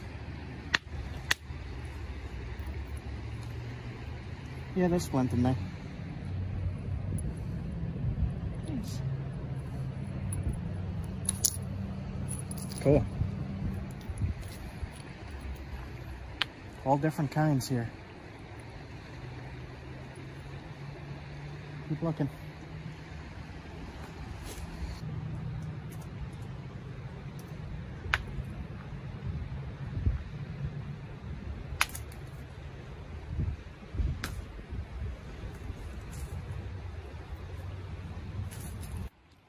Got two pieces here. Got this, which is definitely flint, but it's not such high quality.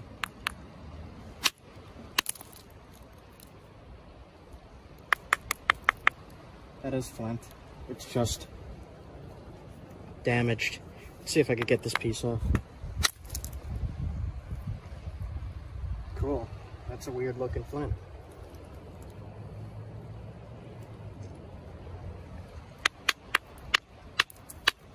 There we go.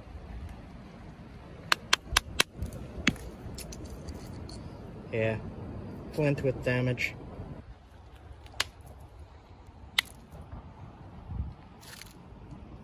Does not seem to be an awful lot here, but I did find some here.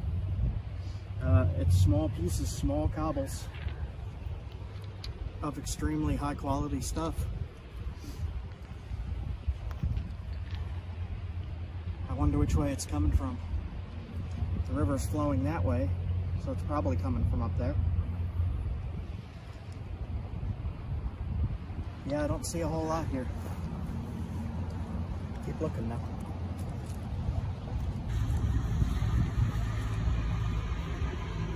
That looks like a limestone to me, but it's a lighter gray limestone.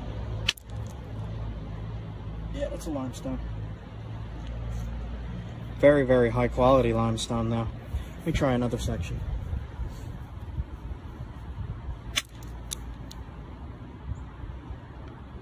No, this is actually flint. This tricked me. This is flint. It's just the same color as the limestone.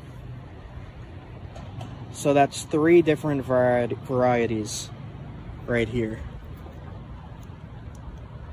Huh. Crazy.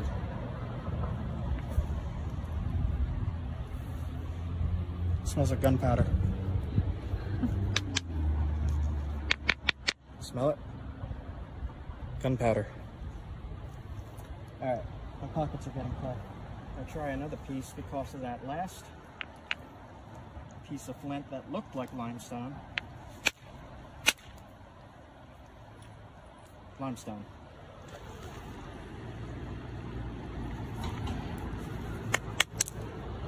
Limestone. It looks the same on the outside. Yep, looks the same as the other stuff, but this is limestone. Hmm. One of the ways I've been able to tell limestone is these weird ripples in it, as well as it's just super grainy.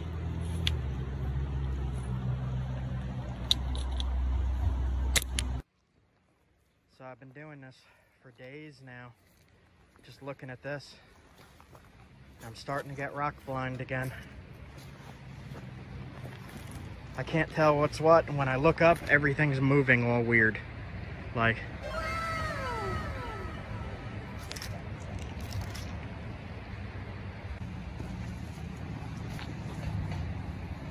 if anybody's wondering what this is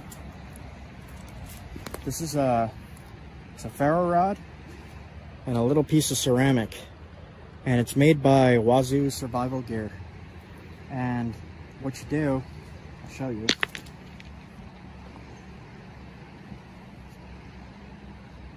Pull this down, then you take this and you can start a fire with it. So that's an awesome bit of survival gear that you could get for yourself from Wazoo Survival Gear. Go check that out. I'll put the link somewhere, like here or down in the comments or in the description or something. I don't know. It's a fun little thing. I always start fires with it, and it's fun. I like it.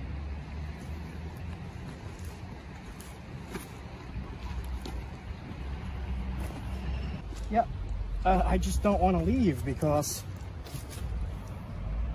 I would love to make something big out of this kind of stuff. That is really pretty. Okay. Onwards.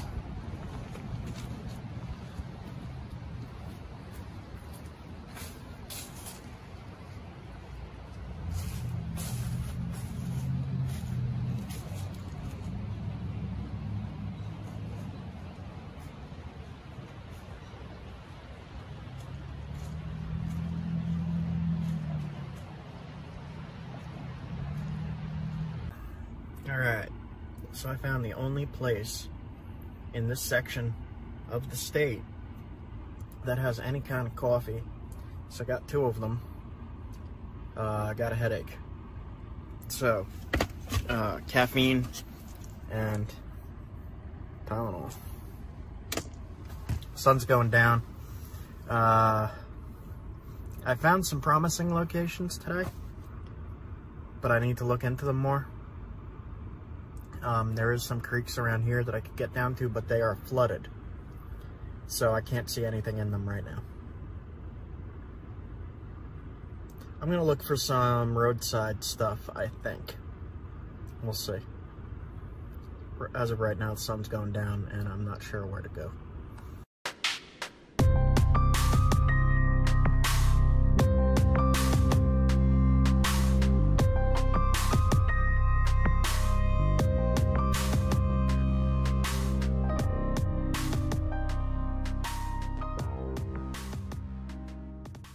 Zoom you around so you can see what I got going on. Morning, guys. I'm along a creek here looking for flint. There's piles of rock everywhere. See something right there? That vein of rock going through the white, the black. I'll point at it.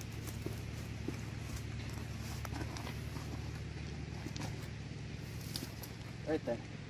Oh yeah. I see some other stuff I want to test.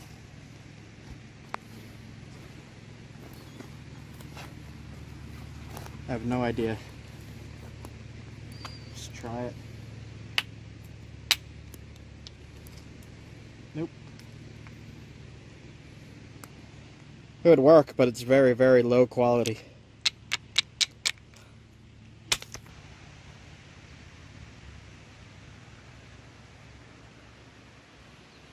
Hand me that piece. It feels like flint. Let's see.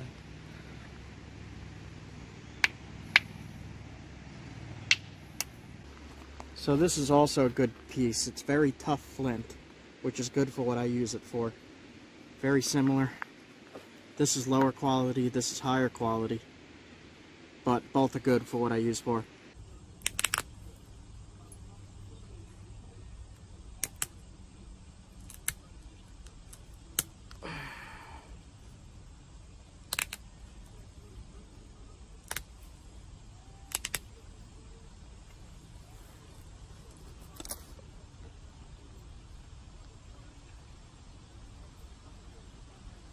samples from this creek here. So I got 2, it's enough for me, and I'm gonna head out. So the rounder ones are a little bit harder to get into because it's a tougher flint, but it's higher quality. Almost glossy. So this is the cobble. I just knocked the flake off for you.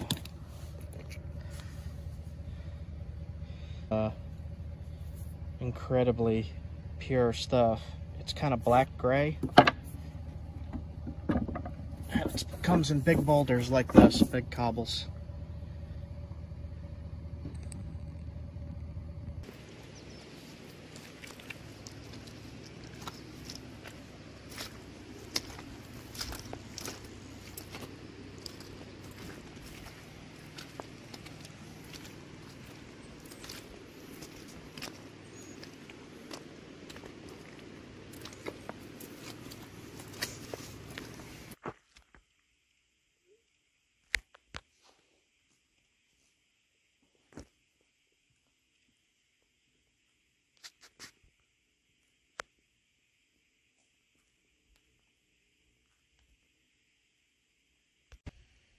Okay, I'll put them off the swim.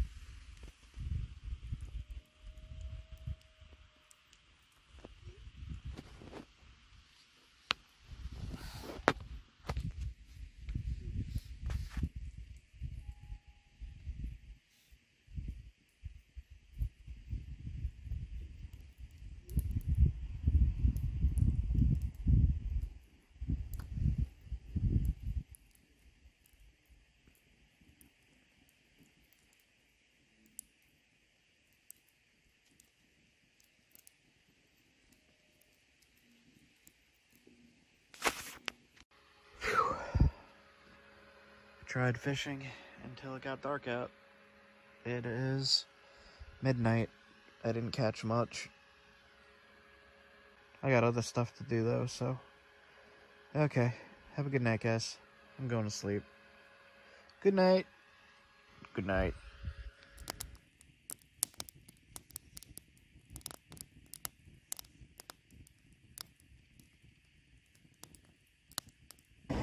So, I'm just taking a little walk because I'm in the middle of a full-blown panic attack. My pulse is probably like 120 right now. Feeling like I can't breathe. So this keeps happening to me. This is part of the problem I'm having with the thyroid issues that I've talked about in my other videos for a few years now. And one of the reasons I haven't uploaded is because I keep having to deal with stuff like this. And I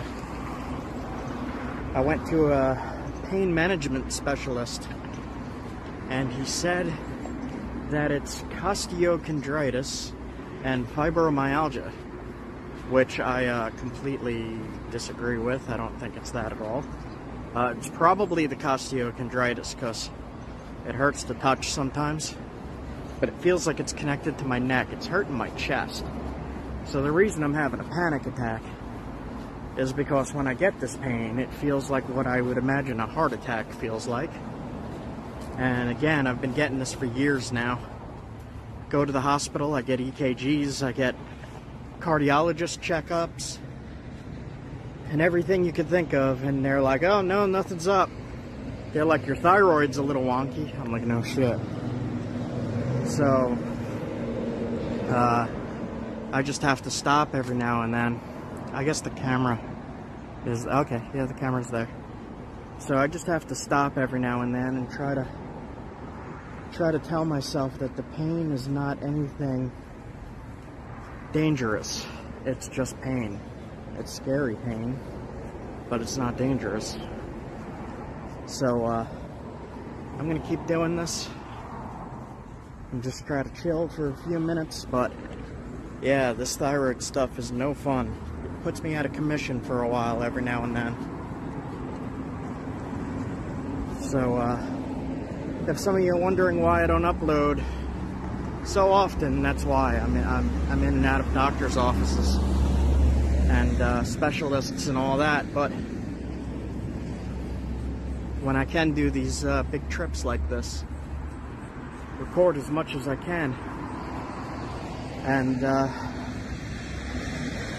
really helps. These trips really help my spirits. So just wanted to let you guys know about that.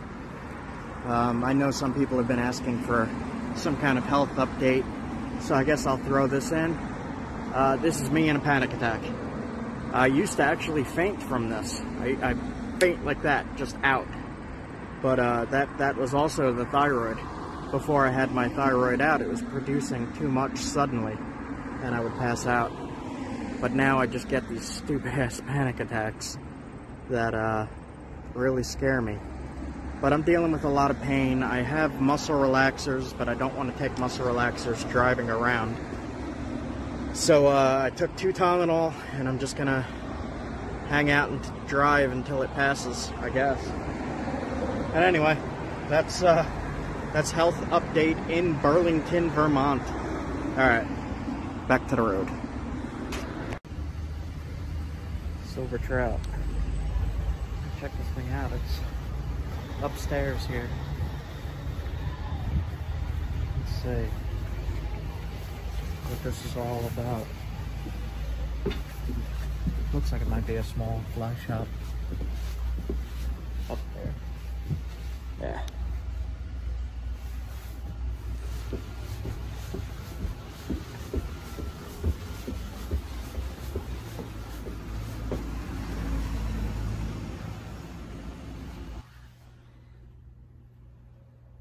Cool.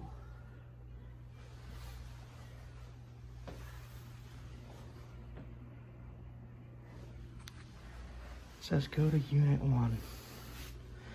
Around corner, open door.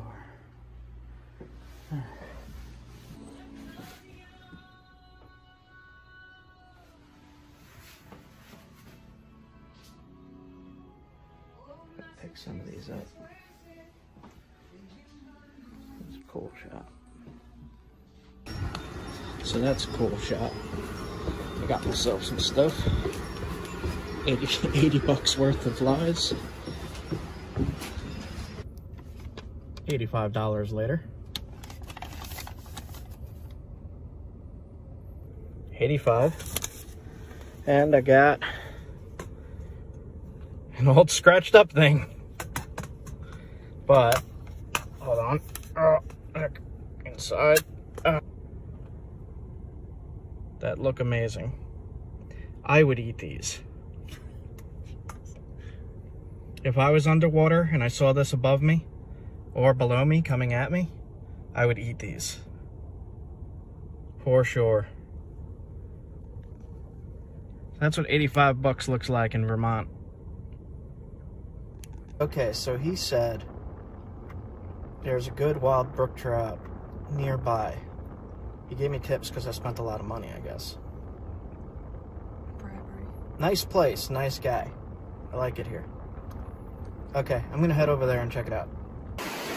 So I'm under some bridge in Vermont. The water is freaking blue. Dude told me there's trout here. Said there's rainbow and wild brookies. Fix the color there. Yeah, look at that. Man, I wish I could show you guys how clear that is. Look at that.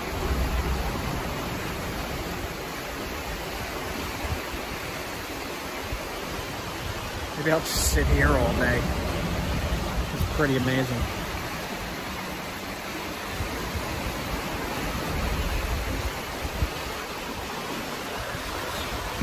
Give you this view. I'm kind of on an angle here, just standing on rocks.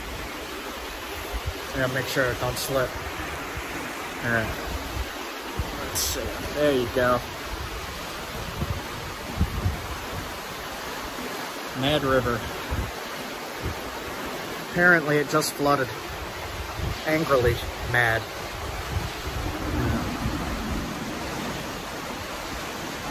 Alright, gonna try some fly fishing.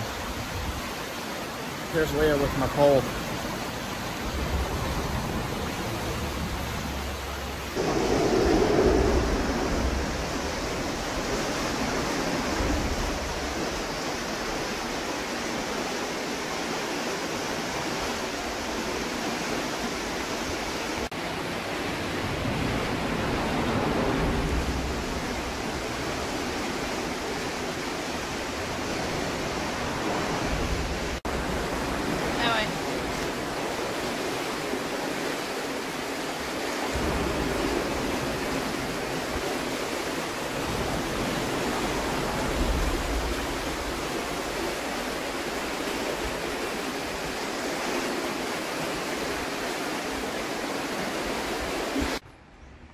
So I'm not leaving Vermont until I catch a trout.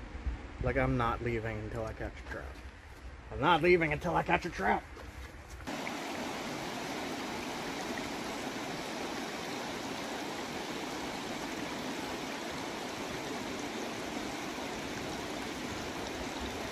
You see how clear it is?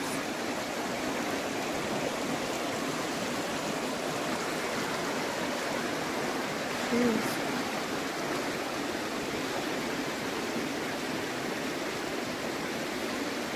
See giant boulders in the quartzite. Oh! Oh! I don't know what that was. That went too fast. Let's check the footage. Dude, it's so clear.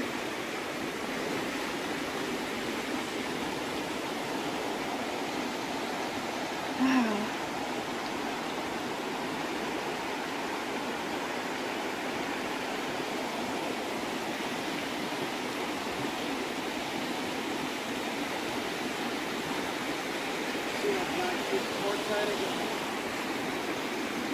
That's quartzite? Oh, that's big. That's mostly what I see is like quartzite and then stone that's not so great for napping.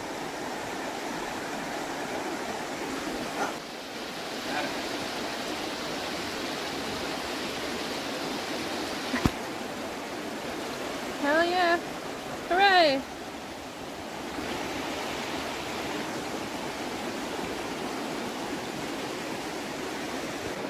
Is it a brook trout? Yeah.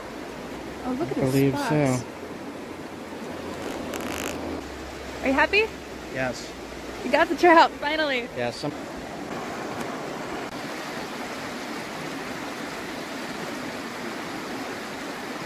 Oh.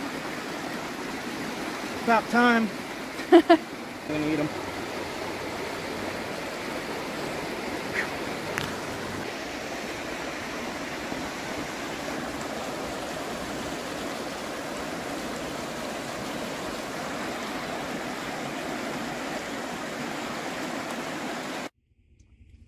That's my first wild brook trout. I've caught stocked fish before. That was totally different. That was awesome. I caught 3 of them. Well, I hooked 3 of them. 2 of them flopped right off because I don't know what I'm doing. But I've caught rainbows before, and I've caught brown trout before, but I believe they were all stocked. But that's my first wild. I'm going to say that's my first wild mountain trout. Hell yeah. High five. Awesome! Awesome. He's tiny, though. Hey, whatever. Alright, back to camp. So now I just want to catch one on the fly or on the spinner, because I always catch stuff on live bait, and I really need to learn how to catch it without live bait. That worked, and I said I wasn't going home until I caught one. I caught one, but I'm going to stay longer because I can and because I want to. But that's pretty much every goal of this trip that I set for myself completed. Good. Happy 40th birthday. Yep. Don't tell them that. Don't tell them I'm 40. Turned 40 on July 19th. Happy birthday. Happy birthday. Thank you.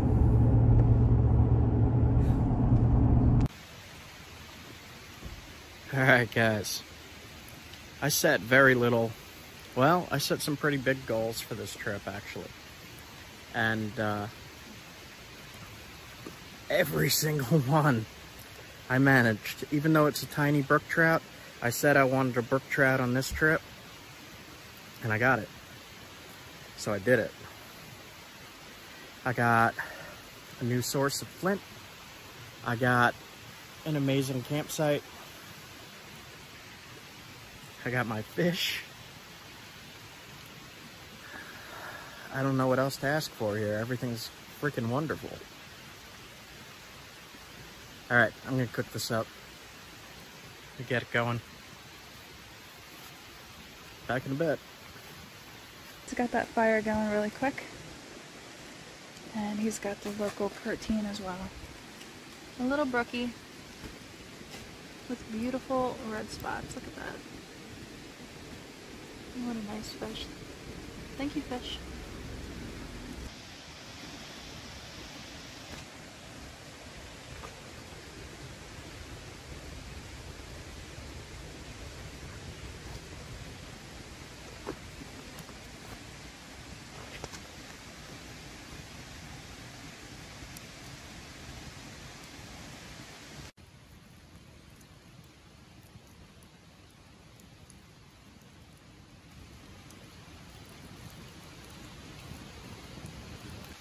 So he's actually tiny bit greasy still. I think he's good to go. Cook it a little extra just to be safe. And there's gonna be little bones in here, I'm guessing. And try some of the tail too.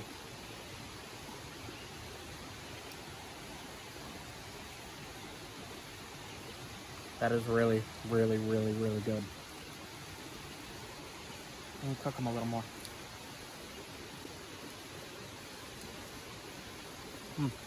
Crunchy.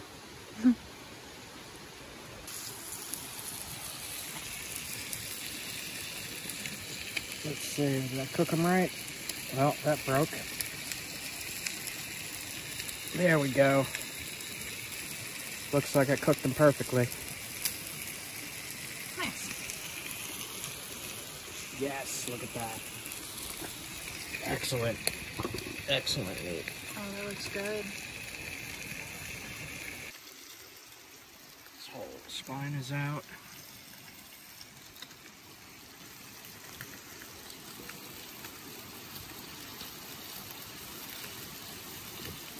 Taste this little morsel.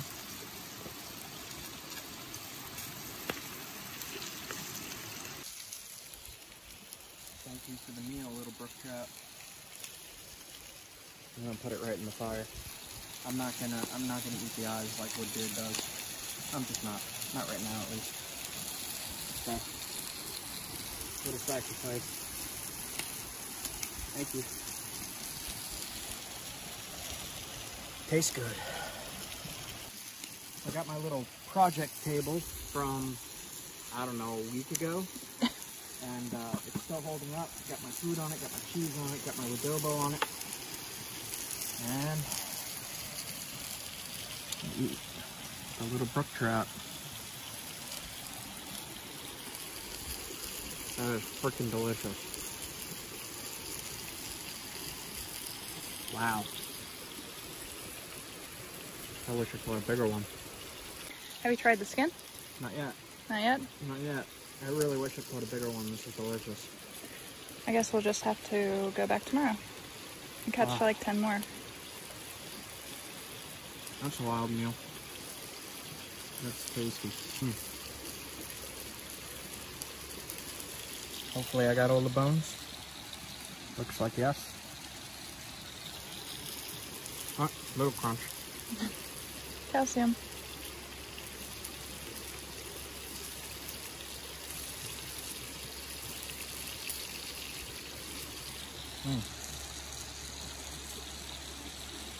So, I don't know if the skin's supposed to be cooked more.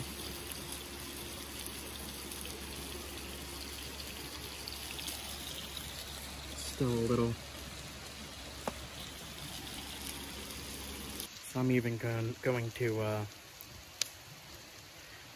eat the guy's skin.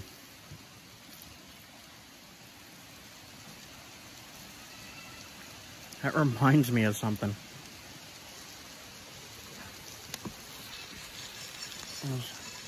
It reminds me of something.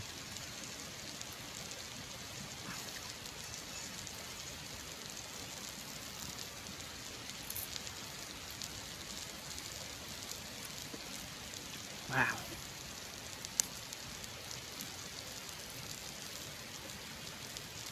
I did not char it, but still. That is good. That is good.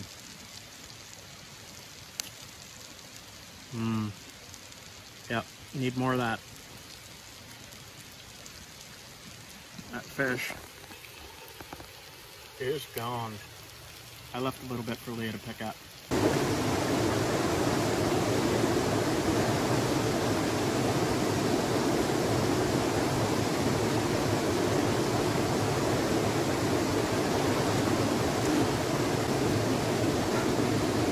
Mountain ice water. Same thing, it's got that same char right here.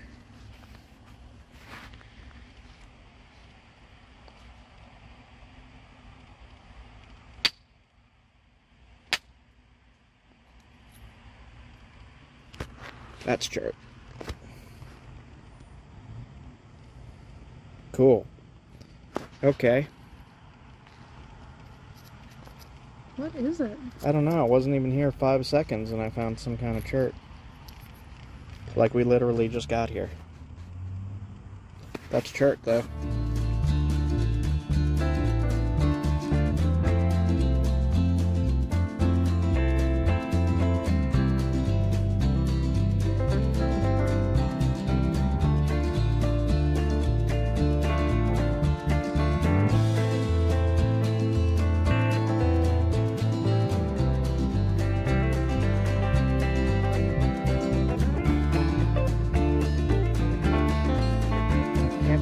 And hope to do some fishing today, but right now I'm checking out a location that might have chert and flint that I could use to make some stone tools.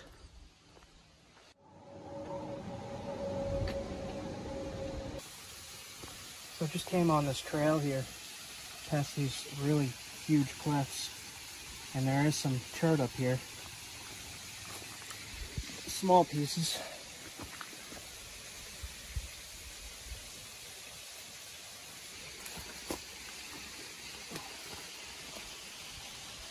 That piece isn't so good. Looks like there's just a little bit right in this area.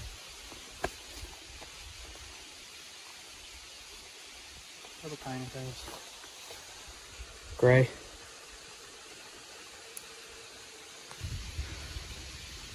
Cool.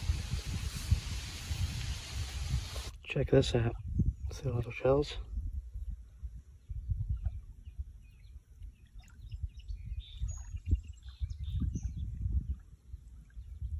I'm just going to push this a little bit further and let's see what's down here before we head out.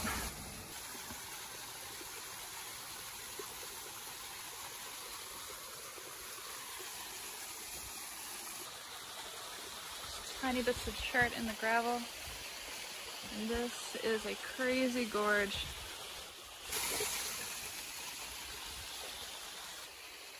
That is awesome. Not really seeing too much chert at all. Just some mixed in with the gravel and out of reach. Thanks. So I was looking at the stuff that was right here. Yep. And somebody's recently been hitting on this. There's copper mark right there. I don't know if you can see it. Somebody's been hitting this with a copper rod. There's a few pieces, but I don't really see where it's coming from. But there is flint here. I mean, somebody was whacking it recently. But it should look like that. It's probably over there somewhere. But there's crazy cliffs right here.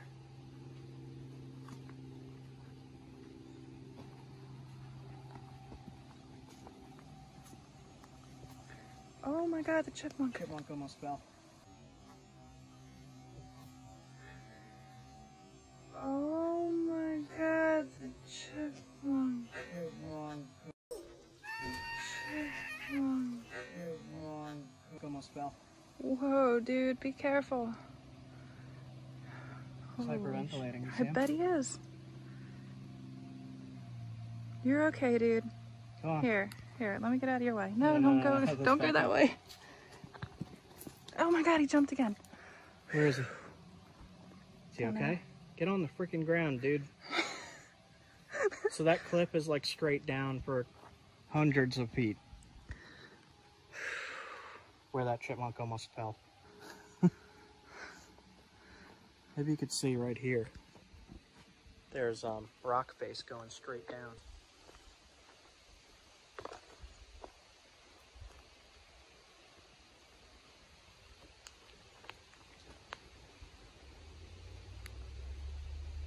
Here's more. This is just laying in the trail here.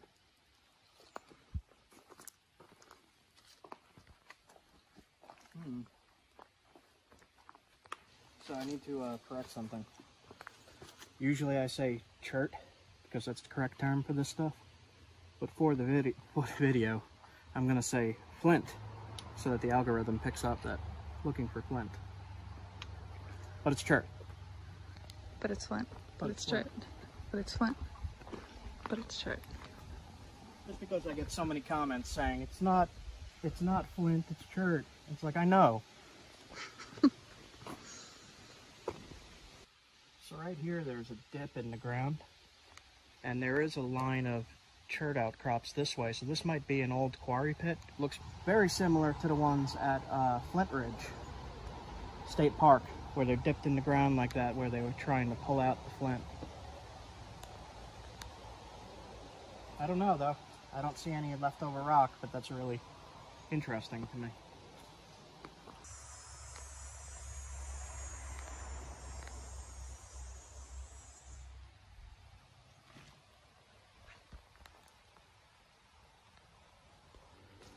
Alright, so didn't find too much down here. Not really seeing an outcrop or anything. I walked down that way some and it's just shale limestone.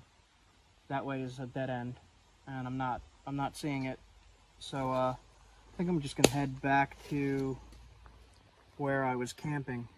Still just relaxing. I haven't started the Flint trip yet. But yeah, if somebody's watching and they nap this stuff in here, let me know where it is exactly.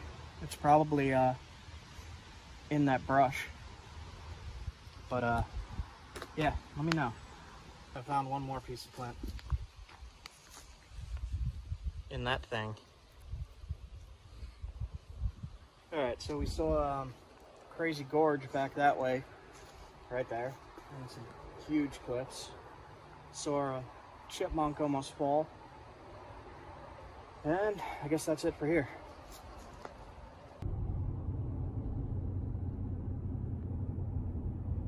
Nope.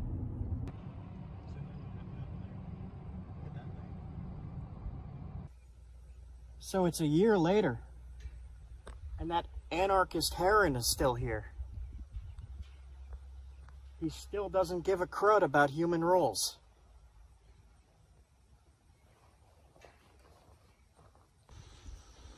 There's an anarchist beaver there too.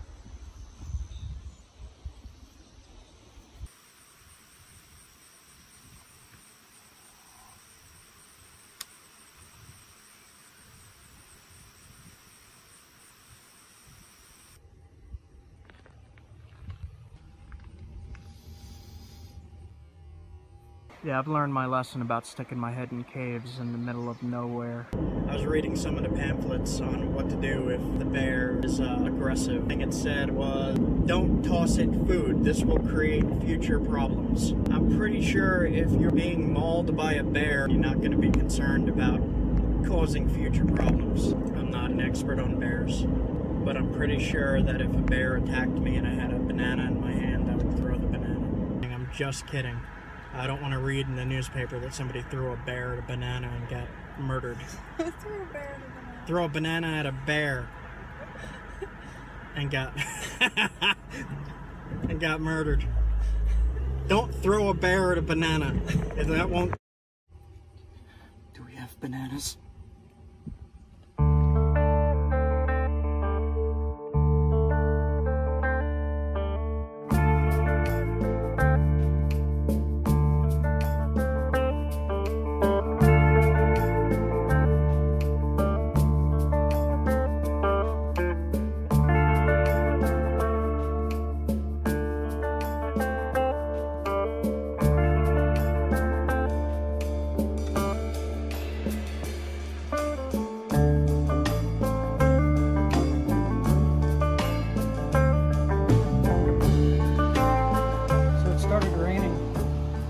And they actually closed the whole lake with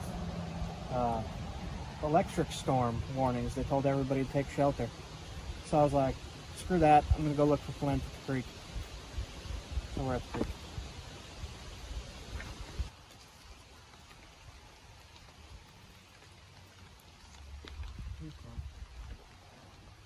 I can see it from here. How about this thing? Is that limestone? Limestone. Right, I remember it was just like this here. Yeah, just in the cobbles. There's some. Have you tried did you crack into this? No, I'll try it. Need a hammerstone though. Hammerstone. Hammerstone. Little guy? There you go. There you go.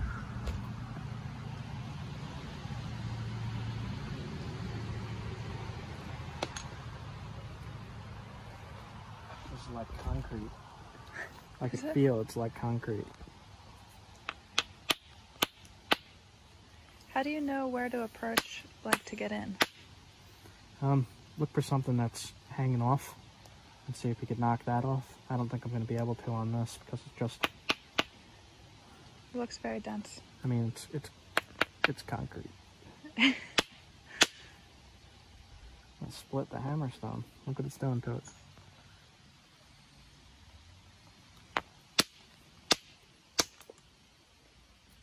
Hold it. Jeez. Yeah. Not worth it? No. It's just such a small vein going through it. The rest of the rock is impossible. So in this big rock here, the light gray is limestone. You can see those little nodules sticking out. The shiny ones, that's flint. So there's two veins in that limestone.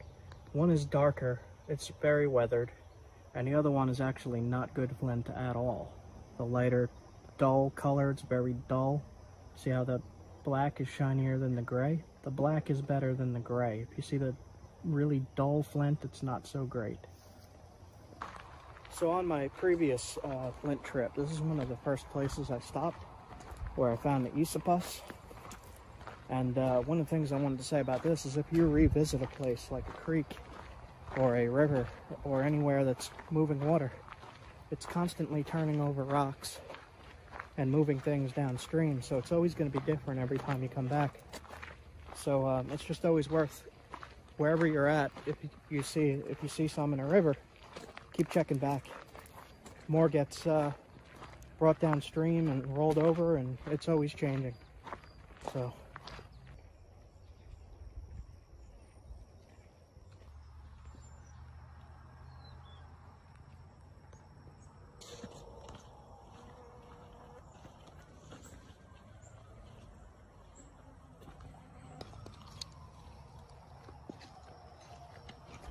It'd be harder to see with this mud on top of everything.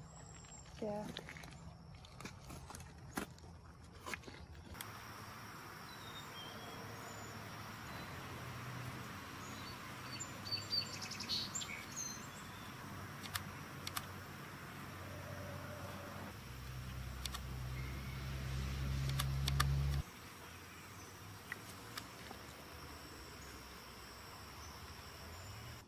So I was hoping to find some stuff here. I mean, I found a little bit small, and the lightning's starting to come in, so I'm gonna get out of here.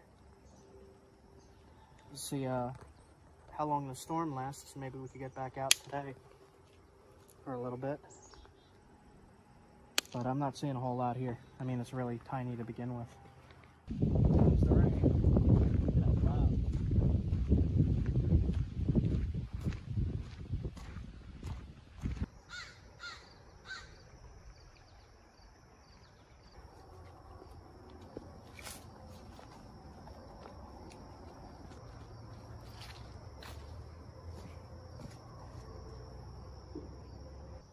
So the weather can't really decide what the heck it's doing. So I brought my rod down here. I'm in a different creek. It's gonna just try fishing a little bit. Maybe look for some stuff along here.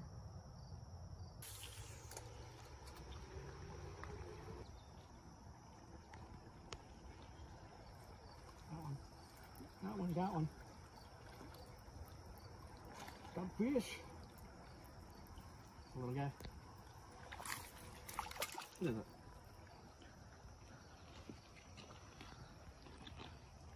Little smallmouth?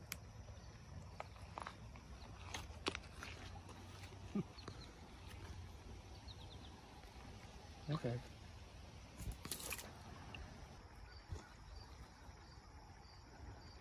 Let's chart over here. Yes.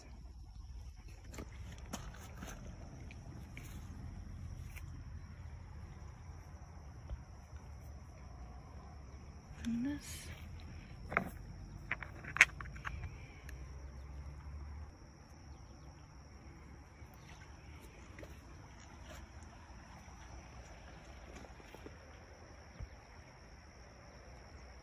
Okay. Not sure.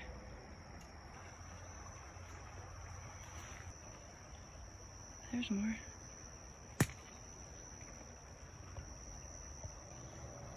Huh. So that's some. There's some. There's some.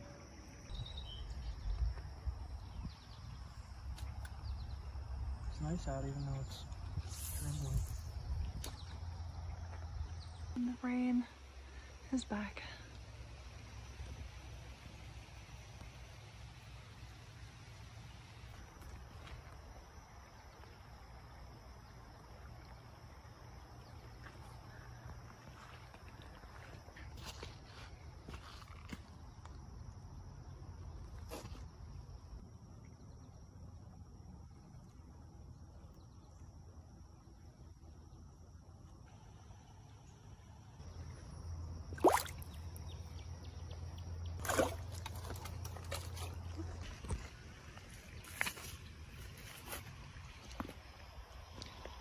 Here it comes. It's just tumbling out into this riverbed. Here comes two more. Out of the wall here. Yeah. I don't know if I can get up there.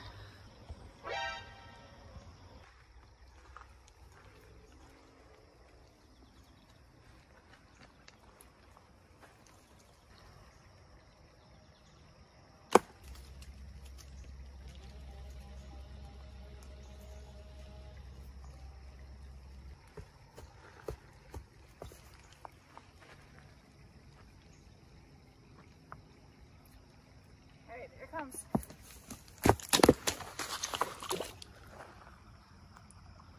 Pretty big. Let's take that piece. You okay up there? I'm good. Can you get down?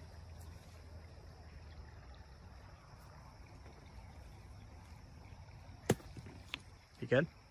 I think I'm good. Okay. Show off your prize.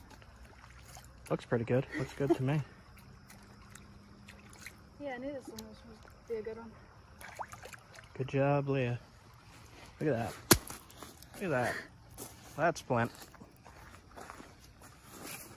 Not sure what kind of flint. Huh. Cool. Good job. You did it. I'm a mess. Yep, that's flint. Seems pretty hard. It's tough flint, but it's flint. Found a good few pieces, I think. That's also flint.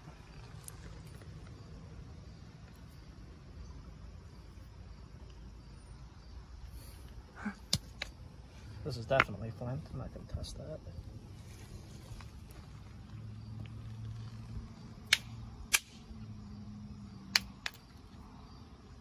Yep, flint. Oh wow. I mean, it's got some damage in there, but... Yeah. Take that. So, we'll take these then. These two are a no-go.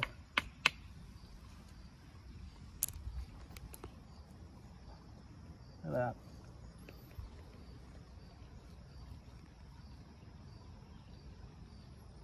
Still haven't started the flint trip yet. Caught 2 fish. Yeah. Caught some flint. Try a little more. While he's fishing, I'm gonna keep looking. It's like a treasure hunt. It's gonna be hard to see anything because it's all covered in mud.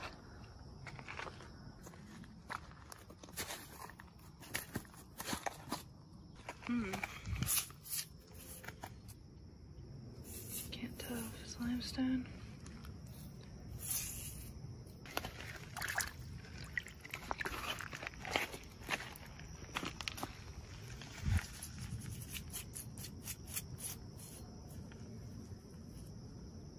So that was not a chart, but this looks like it might be. Let's take a look.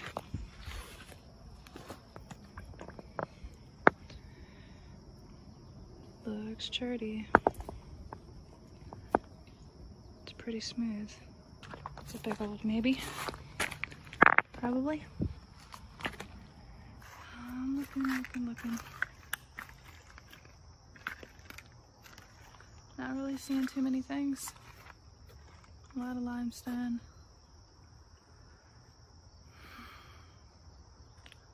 That's about it. It's a really pretty creek bed though.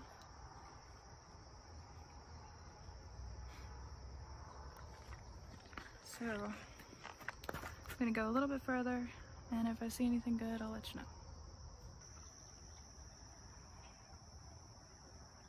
Man, it is peaceful here. So how you doing? Got a few more little nibbles, but nothing's really biting anymore. Really pretty though. Sun came out. What kind is that? The same kind? Did you test it? No. That is for you to test. Okay. I'll test it. Test this piece Leah found. I do not know. It looks like the other stuff, but it's hard to tell when it's this color.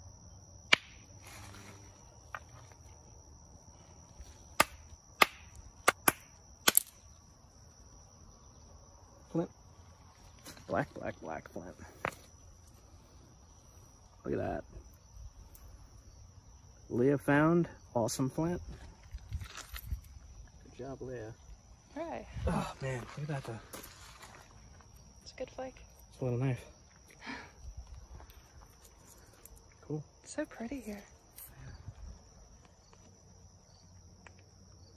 I'll put this in with the others. Look at that though, jeez. What is this? Smells like mud. There you go.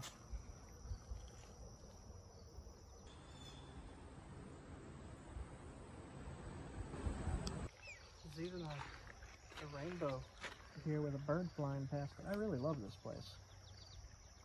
Wow. My hook got snagged. I lost it, so I'm gonna head out of here. But we found one more piece of chert here. Let's see, I'll show you. Come on.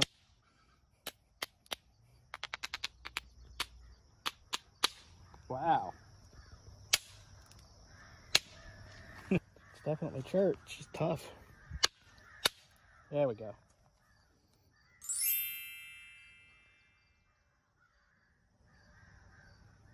Cool. All right, heading out.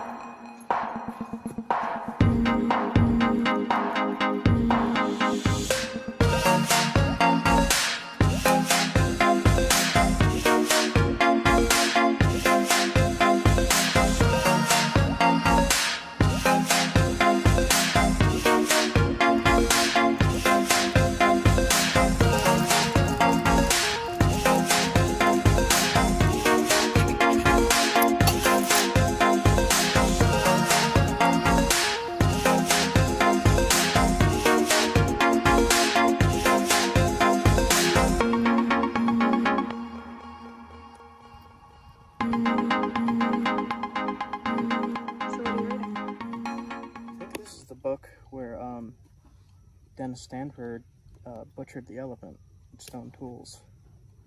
Not sure yet though, but I think it is. Is that where they were trying to test out the stone tools to see how they worked on mammoth? Mm-hmm. Yep, they were using an elephant instead of a mammoth. So I'm looking in this book here, and it's showing end scrapers, which are, they were used to scrape wood, bone, and hides. Now, I used in my chipmunk skinning video to turn a chipmunk into a fur. I used a small one on the chipmunk too, to scrape the fat off and to make sure that there's nothing that will rot on the skin before you tan it. I've not made one of these on camera yet. I would like to film making an end scraper. You know, usually I do the arrowheads and the spear points, but I would like to get into the other stone tools and the other primitive technologies that was used by people for 12,000, 13,000 years. So you mentioned experimental archaeology, which is what they were doing when they cut up the elephant using stone tools. Mm-hmm. And why would they do that? When you do an experimental archaeology, you're experimenting and trying to find out what these, because when you find these tools, all that you find is the stone. You don't find what was connected to the stone. You don't find, most of the time, especially in the Northeast, you don't find what the stone was used on. So in experimental archaeology, you're trying to figure out how the stone tool was used in history. So I know an archaeologist who does use-wear analysis, and if you look on here, you see these edges here that are napped, they are flaked. You'd say, so they took an antler and touched that all up to sharpen it. Now the use-wear analysis shows where it was used and dulled. Like how when I use my stone knives on video, they get dull. You could see where it dulled on the tool, and that helps determine like what it was used for. You could tell if it was used on bone or wood or on meat, because a meat or a hide will polish the edge, whereas a bone will crush the edge really bad, and the wood will just add more chipping and dull it. So I think since I found such a small piece of flint at the creek before, that maybe I will show how to make an end scraper. It'll look like that. So stick around after we're done eating, and I'm gonna go fishing a little bit. I'm gonna drag her down to the lake. I gotta go to the lake. After that, I think I'm gonna make one of these. It's an end scraper. Now, on archaeological sites, especially Paleo-Indians, these were really abundant, and they really needed these to work, to shape their tools, to make their clothes and their hides, like heavy jackets and whatever they needed to survive the Ice Age was super important. It's like a multi-tool. So I'm going to show you how to make that, I think.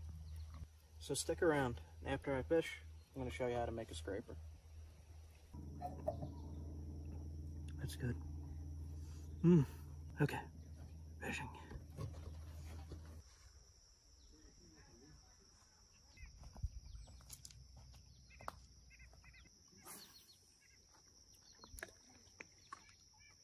I'm going to just try to fish for a little bit and take it easy. See if I catch anything. So one of the things about this lake is it's crystal clear. The other thing about this is when the sun is above, just coming straight down, this water is bright blue. Looked like somebody photoshopped a ridiculous colored blue on the lake.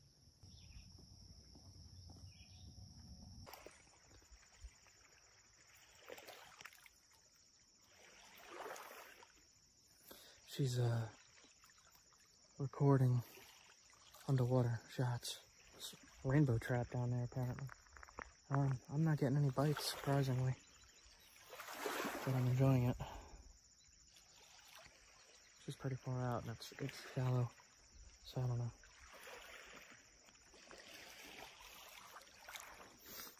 We'll see. Maybe I'll get something.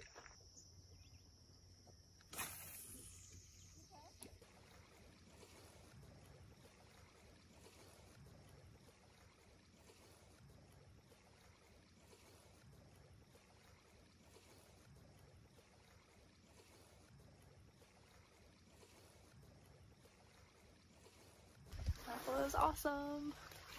Check out the sunset.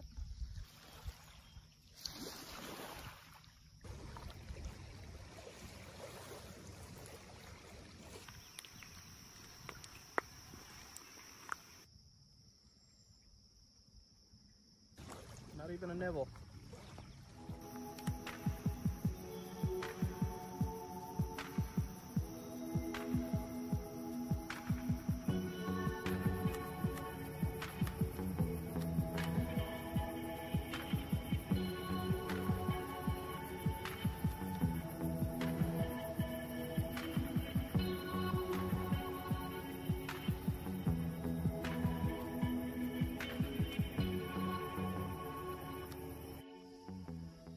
Camp, and I'm having some poke chunky salsa.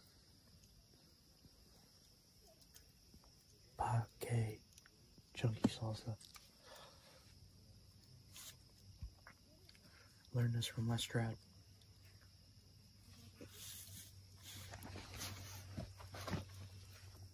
It'll take a minute to ignite.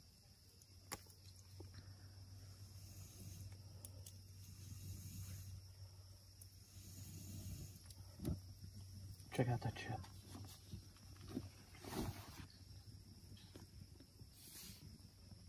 Looks like it burned for a while. They're good fire starters.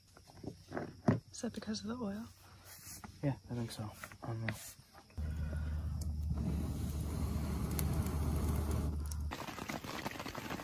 know.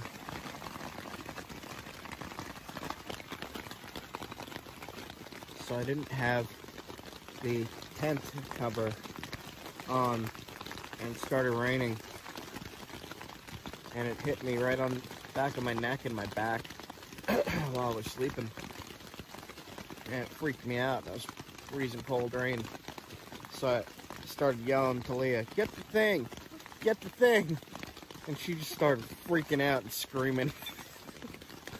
She went, ah, what, ah,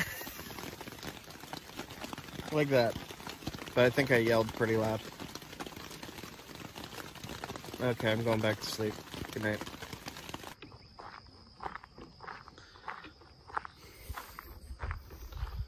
It's 7 o'clock in the morning. I'm fishing stuff. I'm gonna try to catch something before Leah wakes up. I like getting up early because there's usually absolutely nobody at the water. Hopefully I'll get something.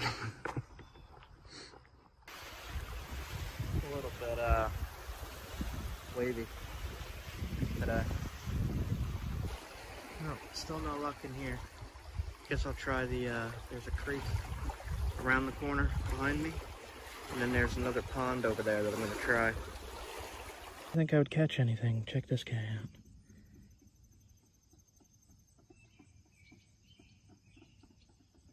Man, there he is. Alright, gonna toss him back. That's pretty cool. I caught him right in here on that bridge. Cool. First fish. Tiny guy. First fish. Yeah. Last night, I talked about making an end scraper today. So I'm going to show you how I do that. If you're into primitive technology, primitive skill, you're definitely going to want to know how to make one of these. One of the things you want is a pretty thick piece of flint, because your end scraper has to be a very thick flake with steep edges. So I got this yesterday while I was looking around for flint. And this is a good piece because how flat this is, it'll make it easier. If I hit in right here, I should be able to get this whole flake off. So what you want to do is support this really strong, squeeze. And you find a ledge that's going to provide a very steep, thick flake.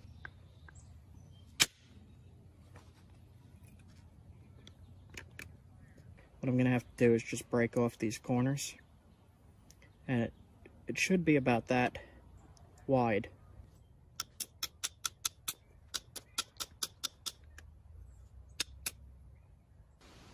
Try to be very gentle. Just to shape the back end.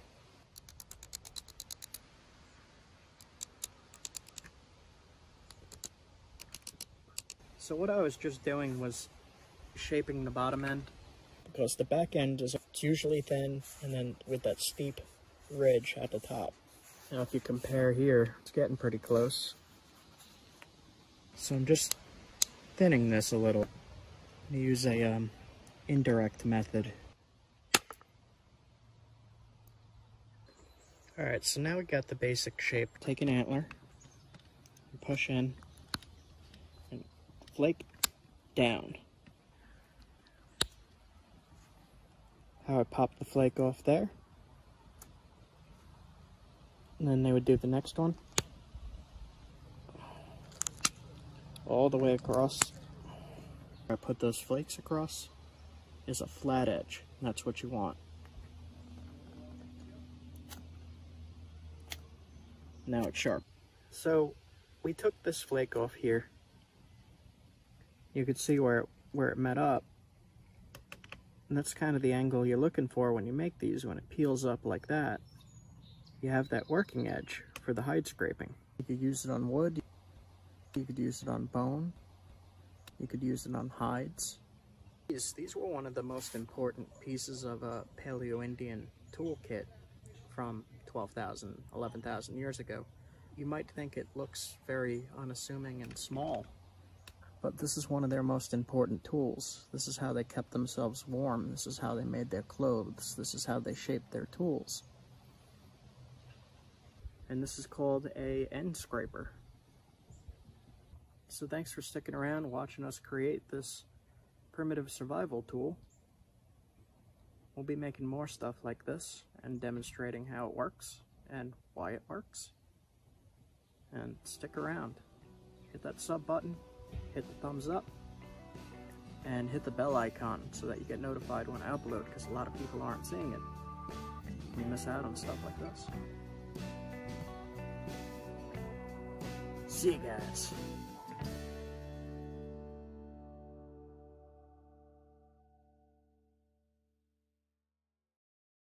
Blocks of what looked to be flint, and that is flint.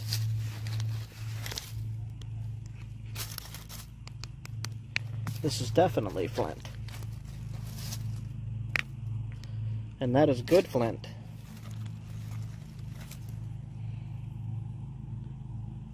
Very, very cool. The whole pile right here. That is shocking. Alright, I'm going to keep looking around. So all this right here is flint, but it's very, very tough flint.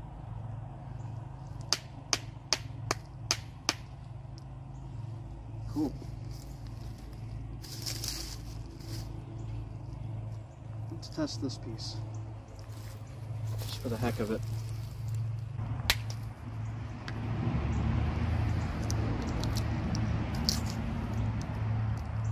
That is good flint for sure. Cool, cool, cool. Looking at this big chunk here, I don't know how the quality is, but it seems pretty big. It looks like it goes down pretty deep, and I don't have any digging tools with me.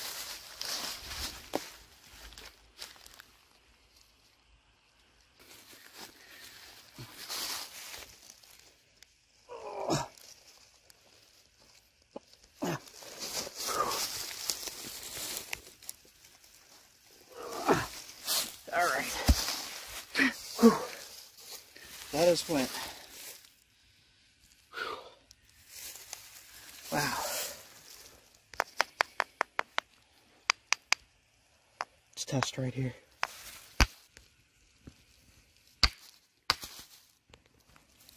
Look at that. Success. Randomly found flint. This time just in the woods. This is a good 50-pound block here.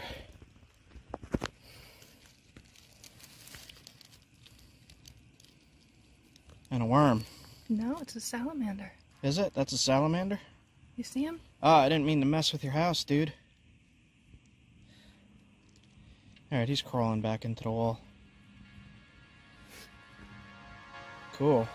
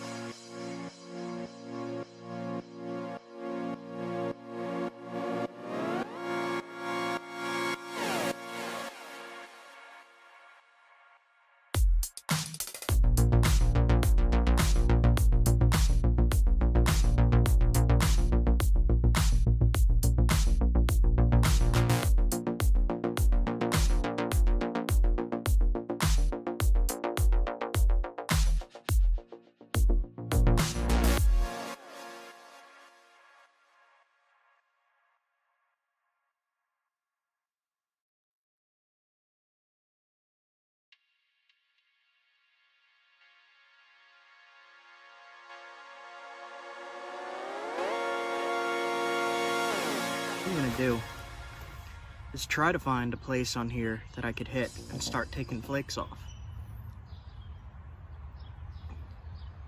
The way I knew this was flint was the smoothness of it and just seeing some pieces that fractured off.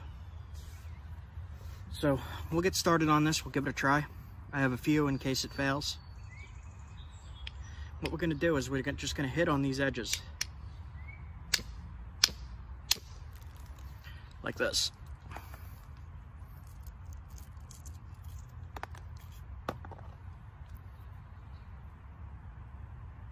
That by itself could be an arrowhead. Alright, so we took off this mass right here.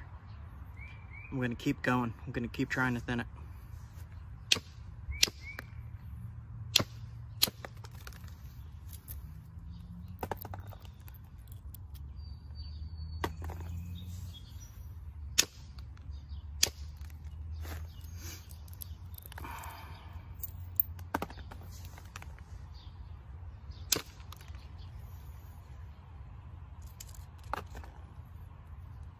Keep these, could sharpen them up, use them.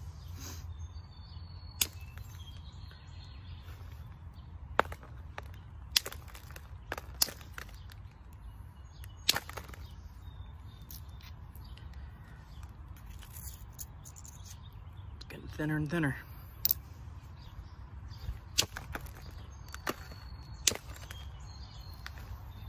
Now this stuff is not glossy, glassy. I think it's a New York chert that they blast away in the limestone. And I'll keep working at it. So I'm going to flip it over now on this edge and get to the lower points to take flakes off this side now. We were taking flakes off that side.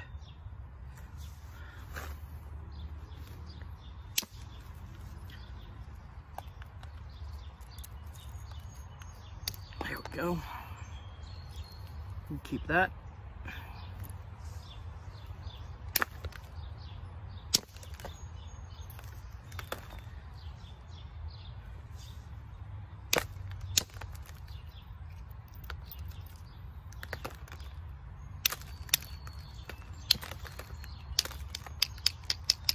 Shape it down a little bit.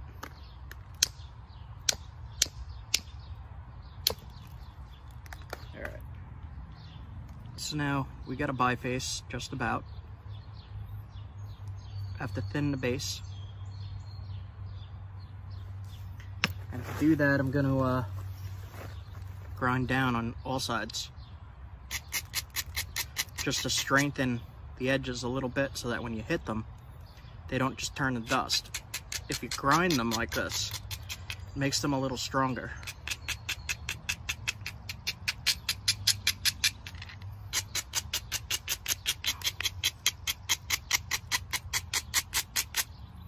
I should probably start down at the bottom when I do this.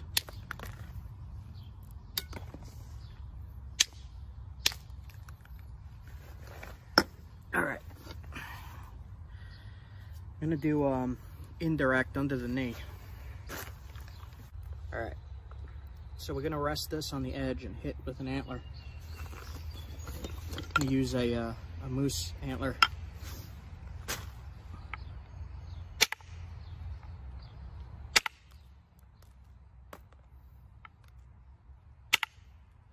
So this is the same thing as what I was doing before, just with a direct line,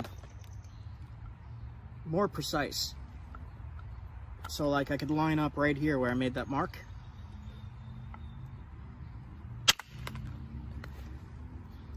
And it knocks the flake off in a straight line most of the time.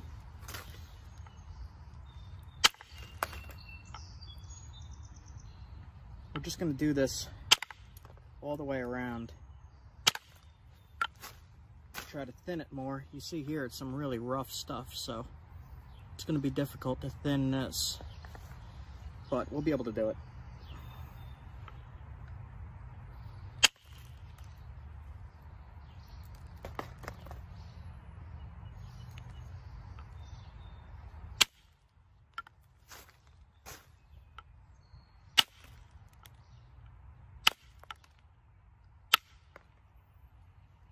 Getting a rough shape now.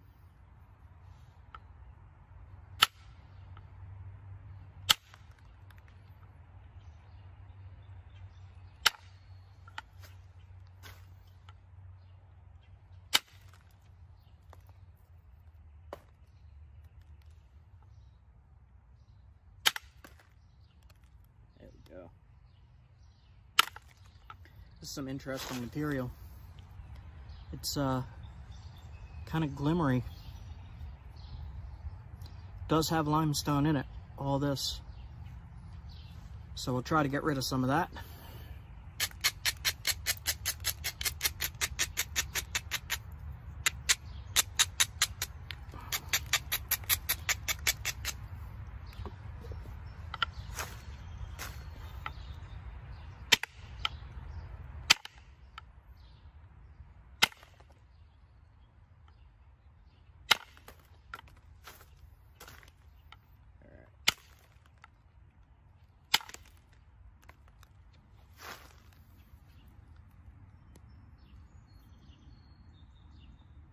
Pretty crummy.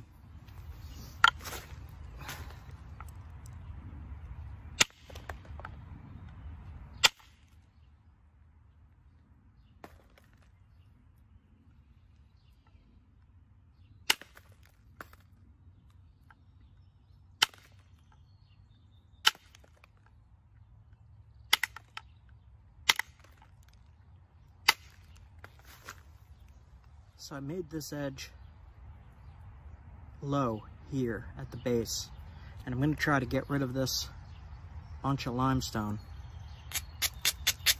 So I'm going to grind down.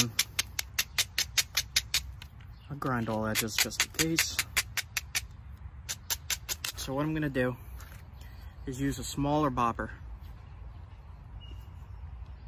smaller, and aim at that low point there on this ridge. See that bump? We'll see if we can get rid of that. I hold it real tight right on the line, and then I'm going to hit into the stone, not straight down, but into the stone.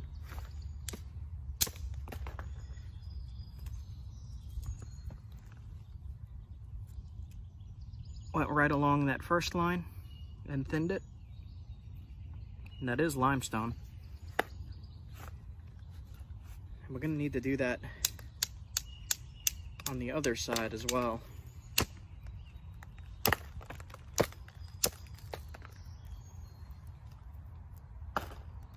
All right, bug.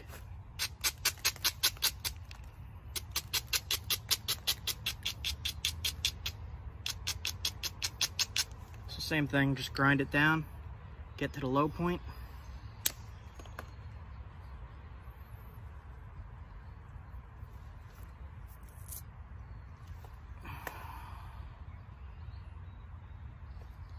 So it's straightening out now.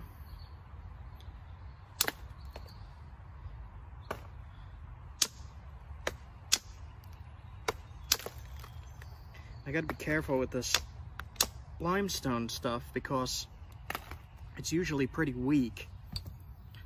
But it looks like we're past the worst of it here. So I'm gonna switch back to my indirect.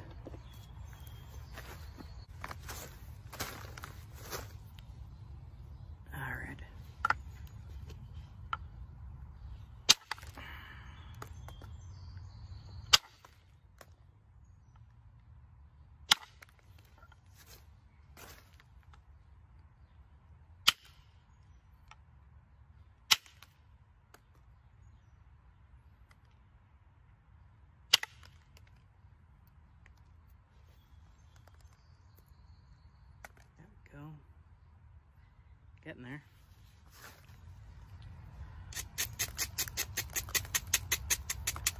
I think this is going to be a pretty point if it survives.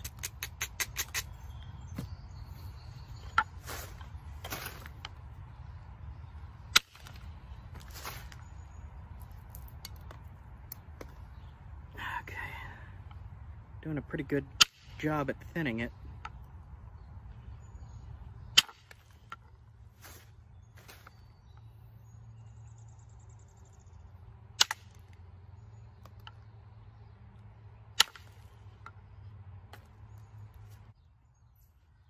So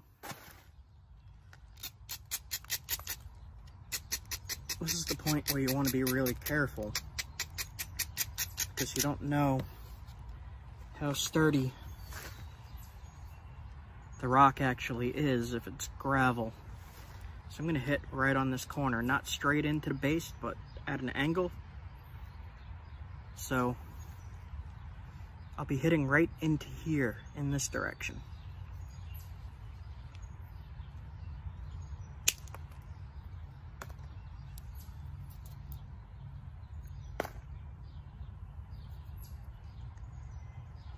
It's still a little thick. I'm gonna take some off this side.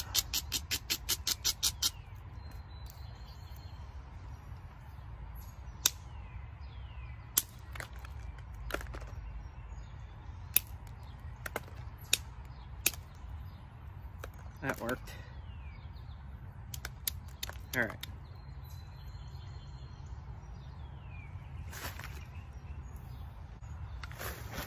I have the biface now, preform. It's still a little thick there. Let me try to get some of that off.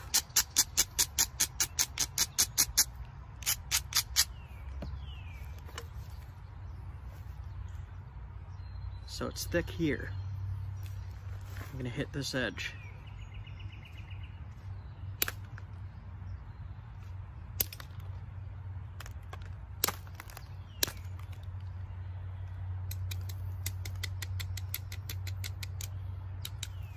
All right, so this is about the size I would use on my arrows to make sure they are sturdy.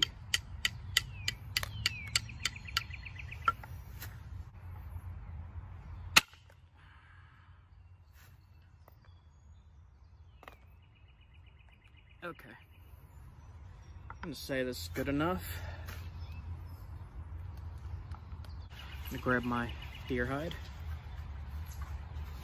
This deer hide here was actually a deer my uncle killed over 40 years ago. So this deer hide is older than me.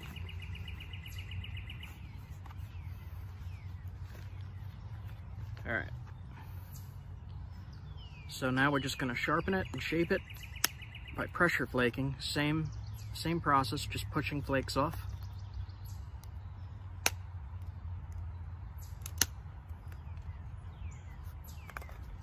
And just sharpening and thinning the edge, shaping the point.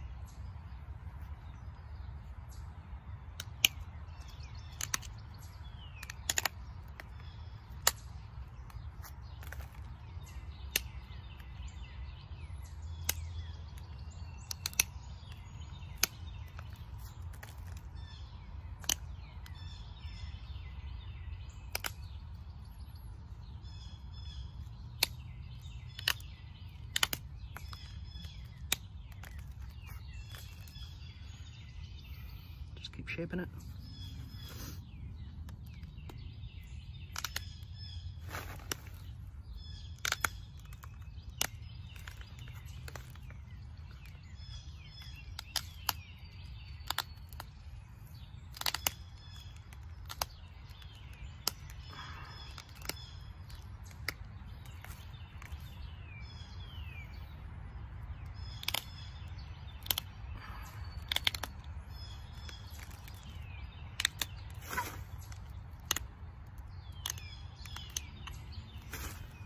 Shaping the tip.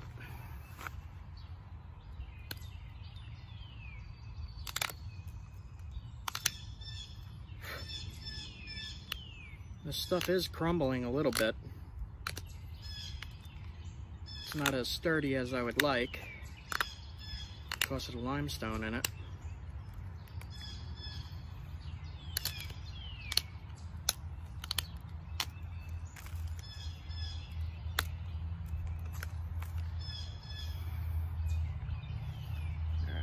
This stuff is interesting to me.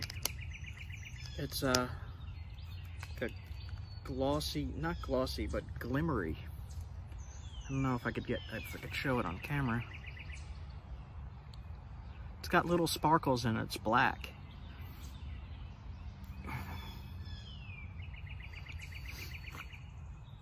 Strange.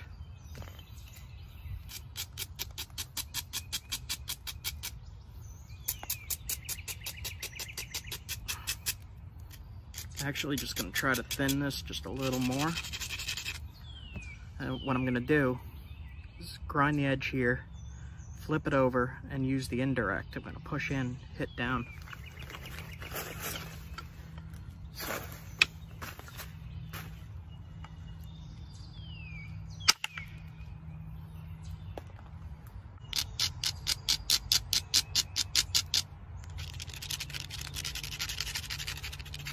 You can see the dust coming off of this.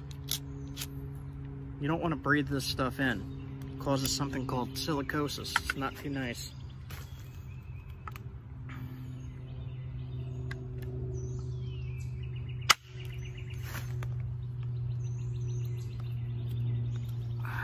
Okay.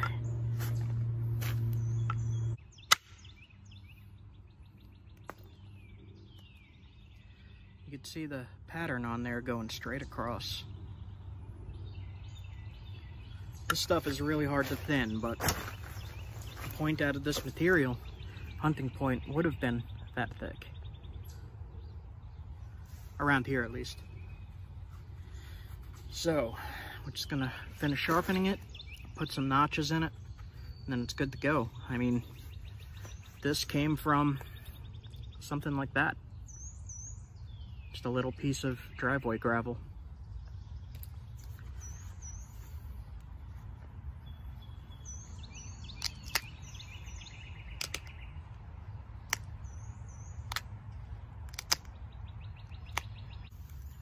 I serrated this edge a little bit, makes it really sharp.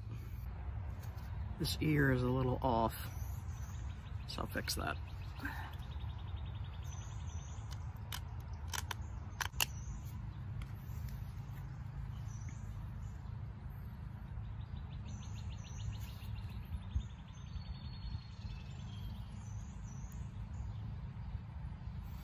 Make the notches go just a little deeper.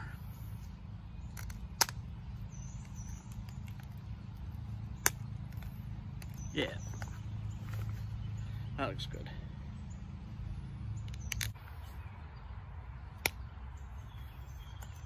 Put a little needle tip on it. Now you can put this on an arrow or a spear and hunt with it. I am busting my. You guys watch this whole thing. Right, full stop if you do. Let me know you watched all this. It's hard work.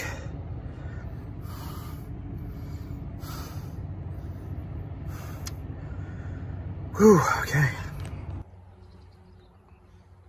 We didn't even start the damn Flint trip yet.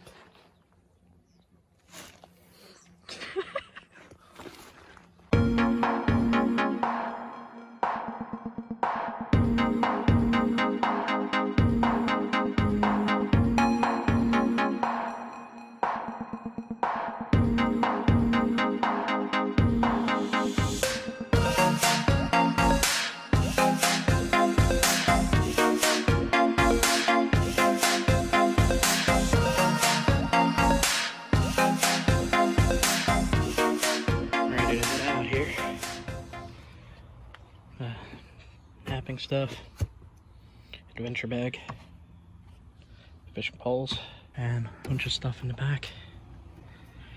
Just gotta load up the clothes, the camping stuff, the tent, and then we'll probably get to our campsite at like 9 tonight.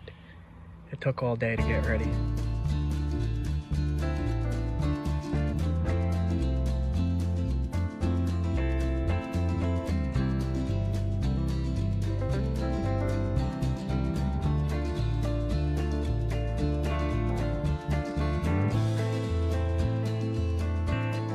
Guys, I just got to the camp here. I'm really tired. I'm exhausted. I had a long drive. So I'll see you guys in the morning. I'm gonna go to sleep. Have a good one.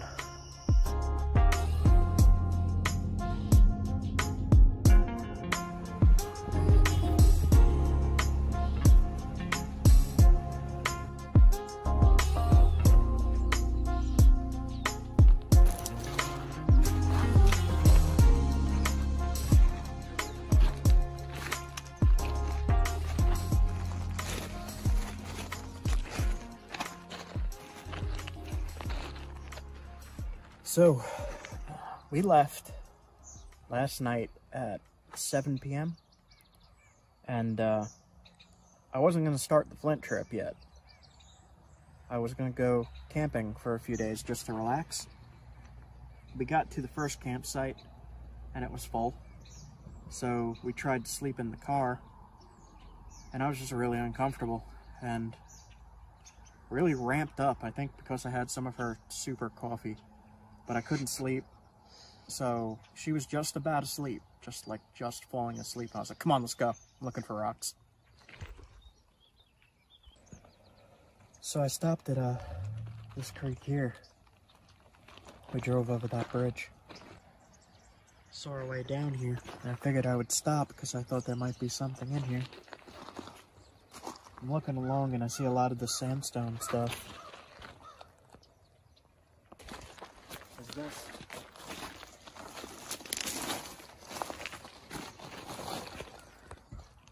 Looks like it'll flake.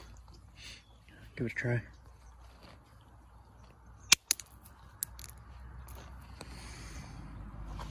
Look at that. Some kind of black flint. I'm not sure what that is.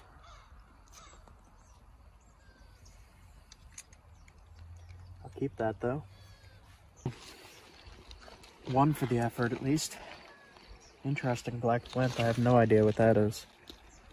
I'm gonna have to look into this area and see if I could get a name. This is like a wide, shallow creek, and there's a bunch of crows out there. It's a really pretty spot. You fish in there?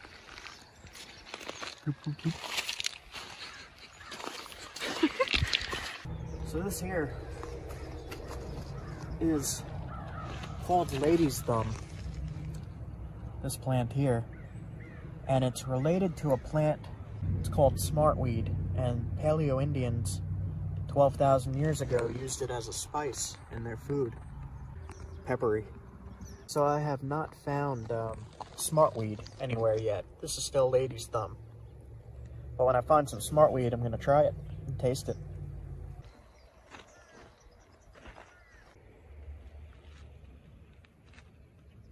Limestone.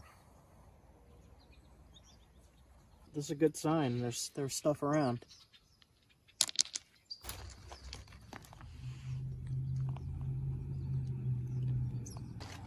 This is a piece of limestone.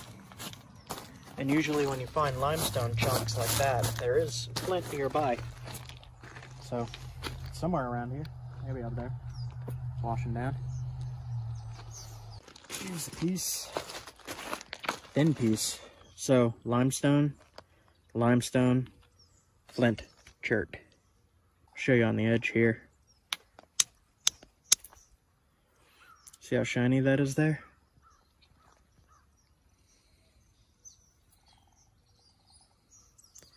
This would be good for like a flint and steel. If you have the steel, you could hit this against it, it'll create a spark. So this is kind of fun. This plant is actually called knapweed, and one of its medicinal uses is to stop bleeding.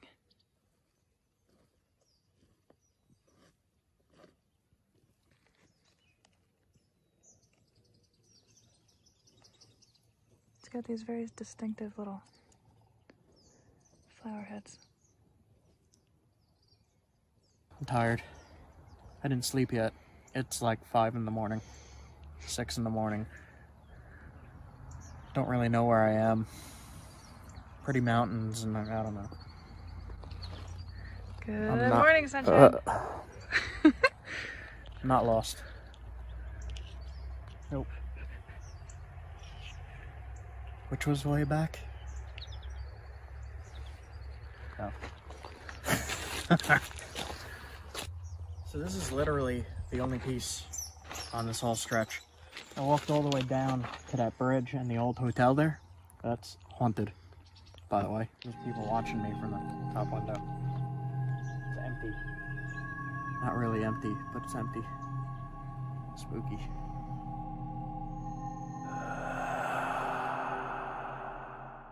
this stuff here is very similar to this, if you look at it. See how the outside's very similar? But then this up here is called, I don't know how to pronounce it, chalcedony.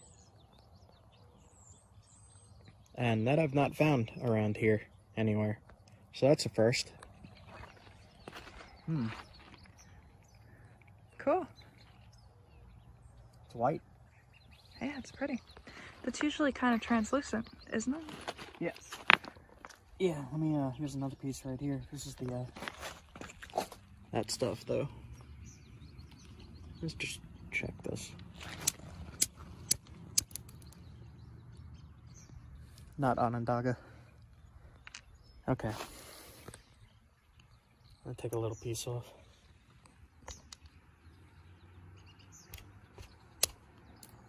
Yeah, that's chalcedony. This is almost like a, I would call it like a Flint Ridge type material, this white stuff. I had a big blade of the white chalcedony from Flint Ridge, from Nether's farm, and I made a blade for the Wood Beardsman and gave it away as a gift on his channel. Oh, that's yeah, the only piece I ever got of that. It was that giveaway contest. Yeah. Where you had Easter eggs hidden. Yep. So this is the same kind of stuff from that knife. One's in Ohio, one's here. Oh, man. I need to sleep at some point. I was just testing this piece because I saw this little tiny shiny. Whoa, hello. Look at this. It's got limestone in it, but it's a lot of flint. And it's white on the outside. What the hell is this? Okay. Looks similar to this. This is more crystally. This is fine-grained. So there's like a bunch of different stuff here, apparently. I'm gonna take a piece of flint that we collected from the river and nap a spear point out of it. Now, hopefully I'll get a good piece out of this.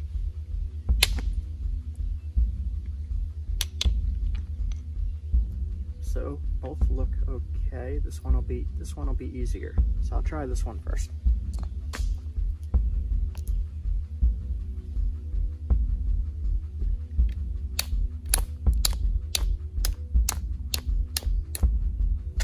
Now, for it to be a working spear point, it doesn't have to be much bigger than that. So when I'm doing this, I'm abrading the edges. I'm dulling the edges to make it so that when I hit on these spots that are lower, when I hit on them, it travels along this line and creates a big flake. Same thing, you would hit there and you would hit there. And you just keep doing that over and over again to thin it down. So here is a platform, and here is a platform. Those are places you want to hit. It'll follow this line. The flake will thin it down along these lines. You can see right here, this shallow area is where one of the flakes came off. Same thing with here. And you just keep doing that over and over again until it gets down to the shape and size you want. So the platform there, and the platform there. The lowest points on the rock.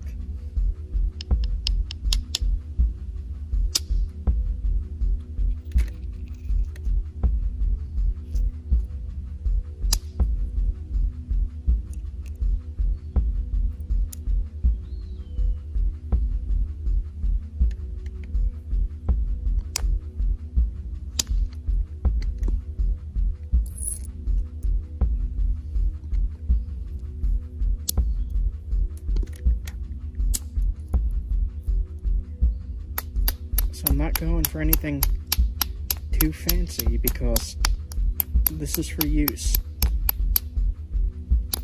It's starting to rain out. Kinda gotta hurry now.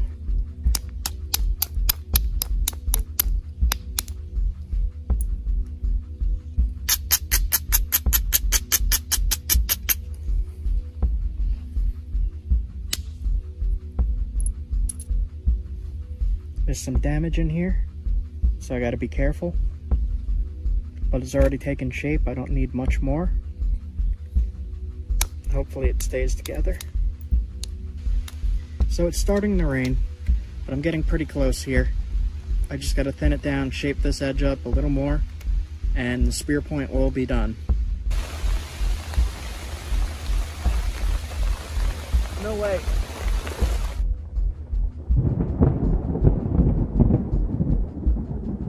Okay, I think we're good.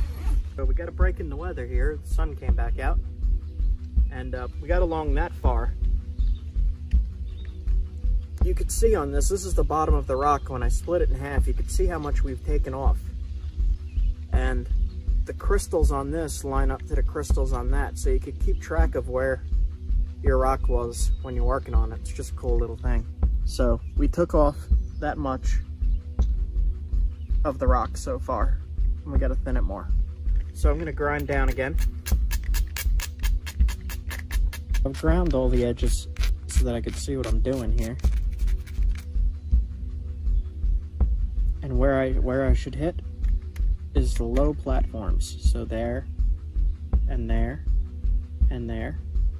And when you flip it over, here's a low spot, here's a low, kind of low spot, here's a low spot, low spot. But one of the things I see on this piece is this is not such pure chert up here, and it's more brittle. So we might have a problem right along this edge here. We'll see what we could do. I'm going to use indirect percussion for that.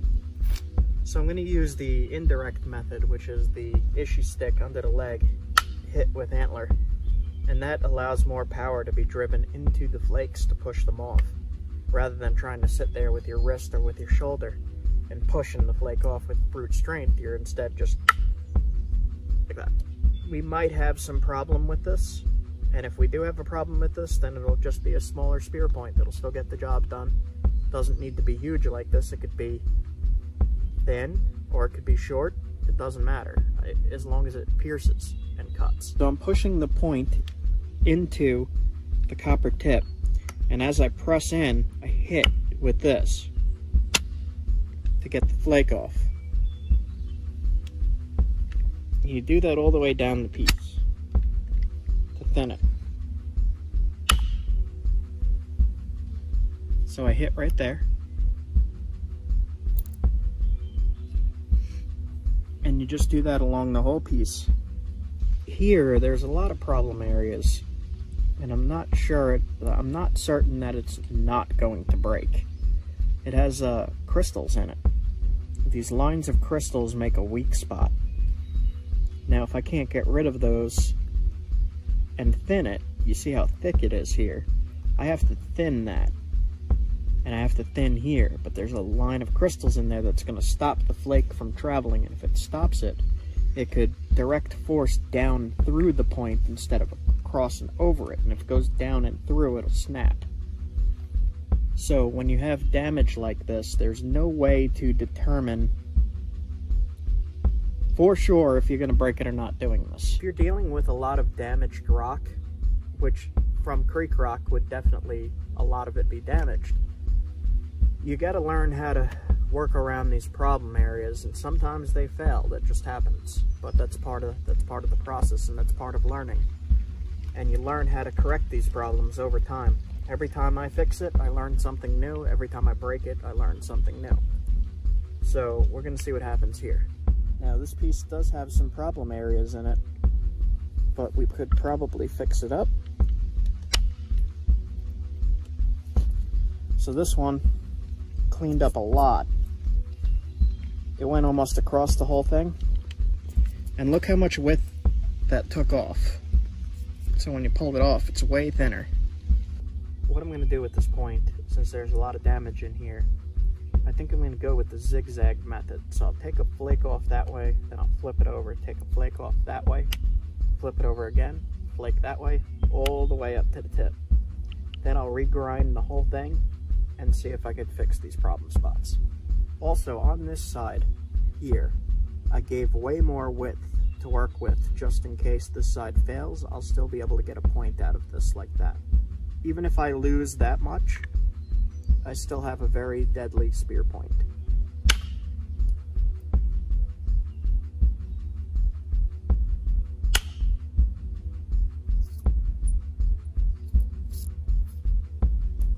A lot of that crystal is still in there.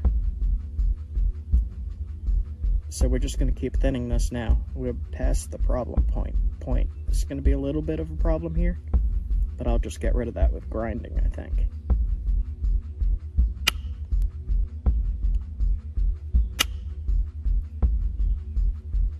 So now you can see here, it's a really funky setup. This is going to be a big problem. I'll see what I could do. I think I'm going to start at the tip.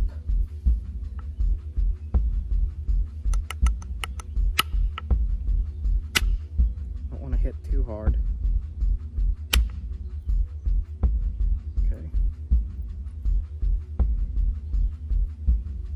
Now what I'm doing with the zigzagging is it's setting up new places that I could hit. So now I have access to this platform, which runs on that line, but it's still all funky in here. So what I'm gonna do is take another flake below that platform on the opposite side. There.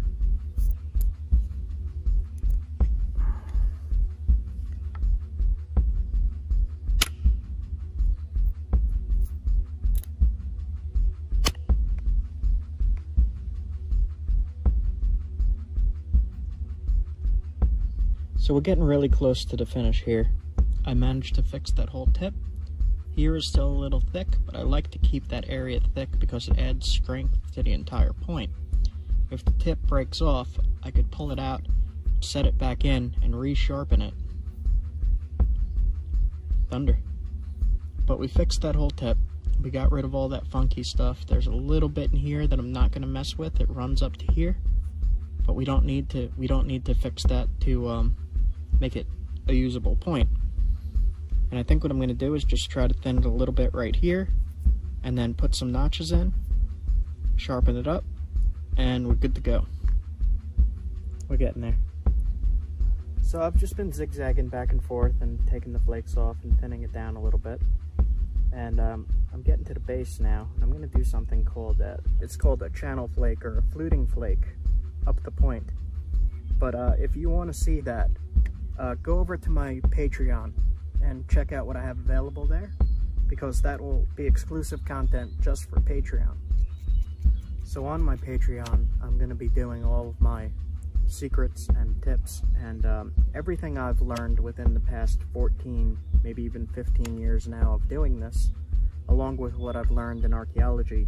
I want to be able to help you guys, and if you guys want to be able to help me, you could sign up through Patreon, and I'll gladly teach you this stuff. I have a mentorship program on there, and I have other tiers as well that you could look at, and go and check that out. I'll put the link, it'll be in the description of the video. You could just click on the link and go and check it out. So now for the final shaping and sharpening, usually I use caribou antler stuck in a stick with some pine sap, pine pitch glue, but this has been ground down to a nub, so on the other side I have a little stick of copper, and I'm just going to use that to finish it up. And same thing, I'm just going to zigzag across the piece and push little tiny flakes off. You don't want to take too much off here. So this is what I do for final resharpening. It's just pushing those little flakes off.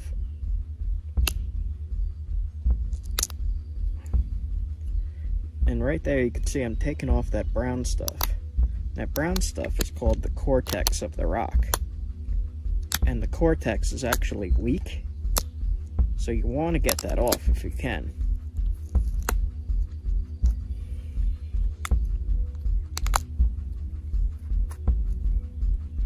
So I'm doing the same thing. I'm just zigzagging back and forth on these platforms here and making sure it keeps the right shape. So now that tip is pretty sharp. I'm going to make it go to more of a point. And a lot of this, you can see the cortex is a different color than the chert. And there's a lot of cortex in there. It goes right across the line here. You can see it on this side, this brown stuff. And like I said, that's weaker. So I'm gonna leave this because otherwise it'll shorten my spear point, and I don't want a short one. Just grind the piece again.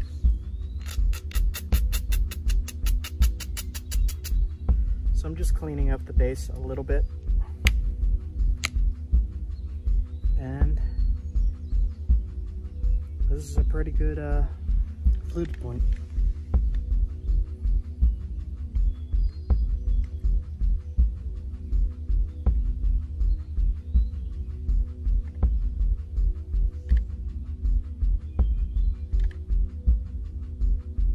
So this is an accurate replica of a Paleo-Indian spear point. Would have been used about 13,000 years ago, 12,000 years ago. And these were used to hunt large game like a caribou. They would put it on a atlatl dart and throw it with a spear thrower. The spear thrower was called an atlatl. And these darts would travel very, very forcefully into the animal. And then they had their food and clothes. So you could do all of this with just antler. You don't need the copper. You could do it with antler. It just takes a little bit more pressure to get those flakes off. As for the damage, we cleared up a lot of it. I flaked right over it, and I left the part that was very crystally in here. Like that. So all of this is crystally, but that's fine, because it'll be sitting in the stick here. And this is the spot that we'll be thrusting or throwing. So we took this half of a spall of creek cobble and turned it into a Paleo-Indian fluted point replica. And you could see how much we thinned that down compared to what it originally was. We thinned it down to a usable spear point that's razor sharp. We used indirect, we used pressure flaking, hand pressure flaking, and we used, it's called percussion flaking, which is when I was hitting with the copper. You could alternate those methods as you learn, and you'll see which works best for you. I like to use all of them. We finished the spear point in relatively short time, so now we're going to go put it on a stick. So if you want to see how I make a spear out of this, a primitive thrusting spear, check out that other video that I have coming.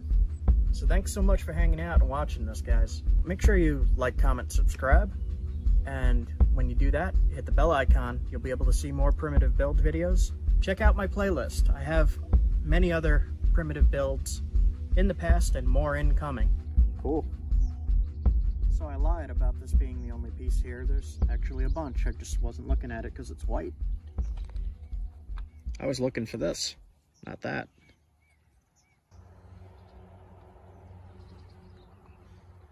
We didn't even start the damn Flint trip yet.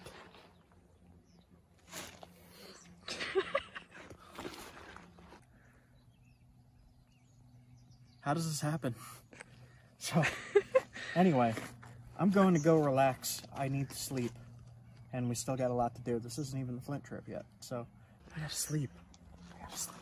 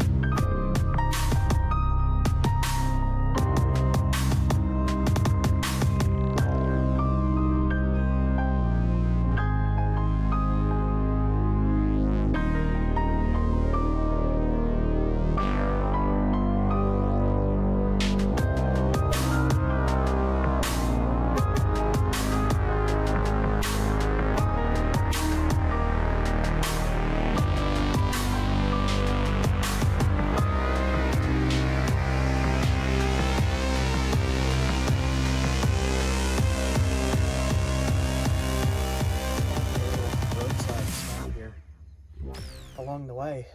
And this is a tree fossil. It's 380 million years old. It is the oldest tree fossil found in the world.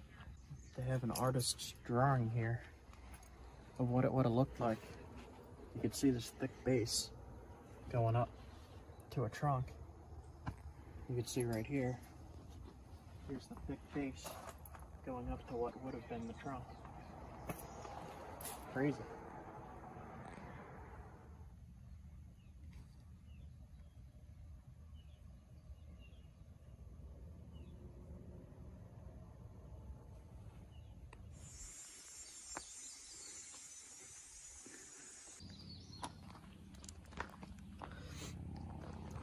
Flint.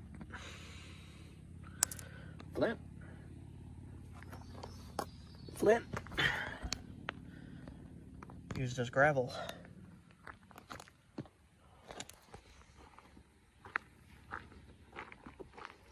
Damn. Let's just call the gravel company and see where they're blasting. Yeah, right? It is everywhere, look. There's a piece. There's a piece. There's a piece. This is that stuff that I just found. Yeah. I hear the waterfall. Getting close. So, like, once you get an idea of where Flint is, it's not too hard to find it. I mean, it's everywhere around here, apparently. The more time you spend doing this, you get an eye for it too. Danger.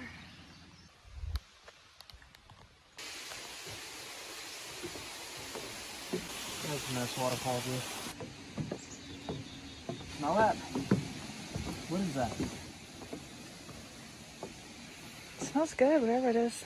I've never smelled that before. It smells like... It's almost like cucumber. Yeah, like a citrus cucumber or something. Yeah, what is that?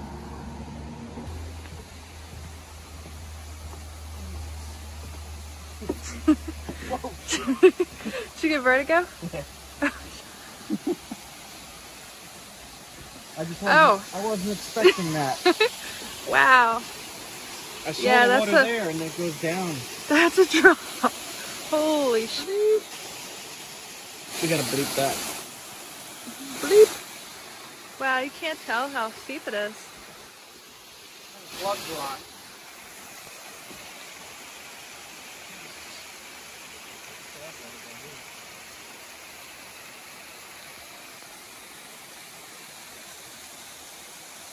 You see how that limestone is pouring out from the wall right there? That pile? Now the next big flood that comes through is going to wash that downstream. And if there's flint in the limestone, it'll wash out like that, and that's how you find the cobbles and bricks of it, way downstream. Holy, wow.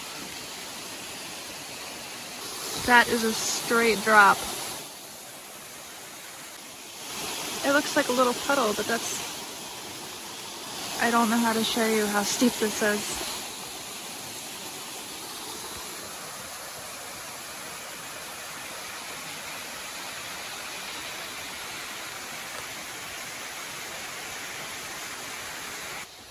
So just another pit stop, random stop. And just wanted to show you what vertigo looks like.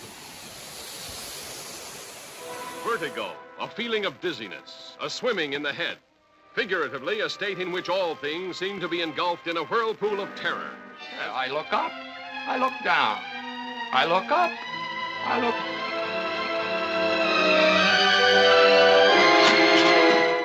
I don't think that'll come out on camera how high up we are. Is this shaking? Stop. I'm out. I'm done. Potatoes. Bye, waterfall. So I napped this from some of that rock. Gnarly looking stuff.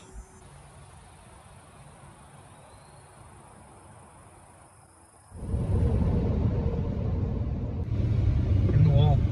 huge chunks. Is there? Yeah. That means it's probably in the creek. Big fish just jumped. I don't know if you got that on camera or not.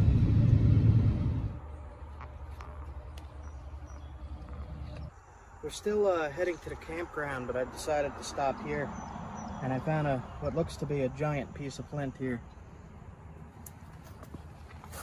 I'll give it a test and see how it looks. Let's try this edge.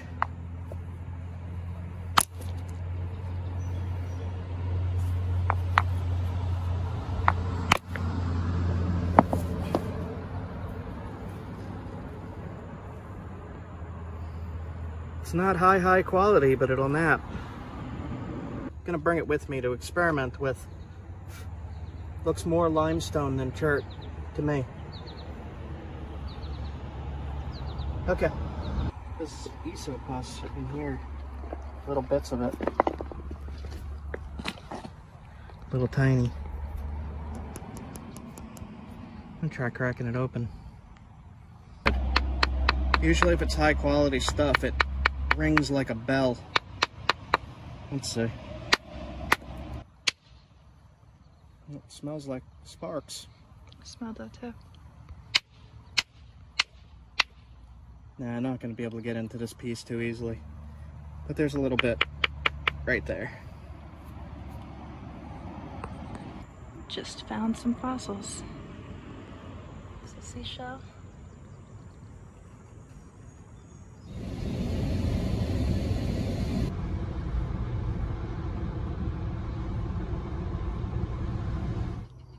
So we're at the campground finally, and Leah fell asleep. We're waiting to check in, and can't check in until 2, so I'm gonna go down to the water.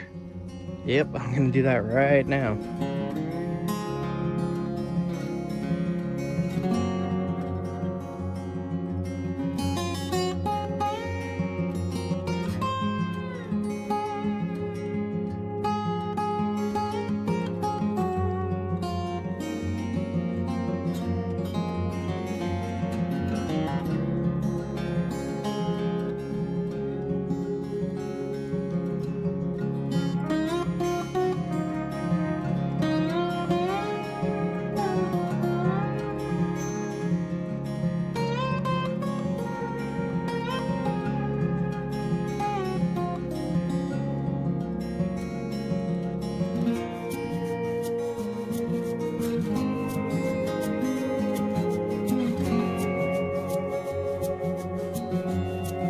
Still can't capture how awesome this water is.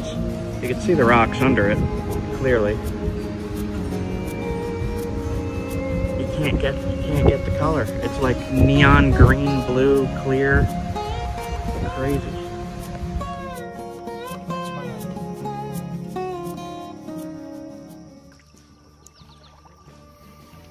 Here. I'm gonna just try to fish for a little bit and take it easy. See if I catch anything.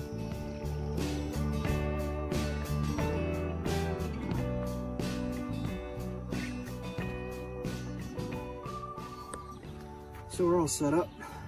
Just gonna make ourselves some New England clam chowder again. Read my book.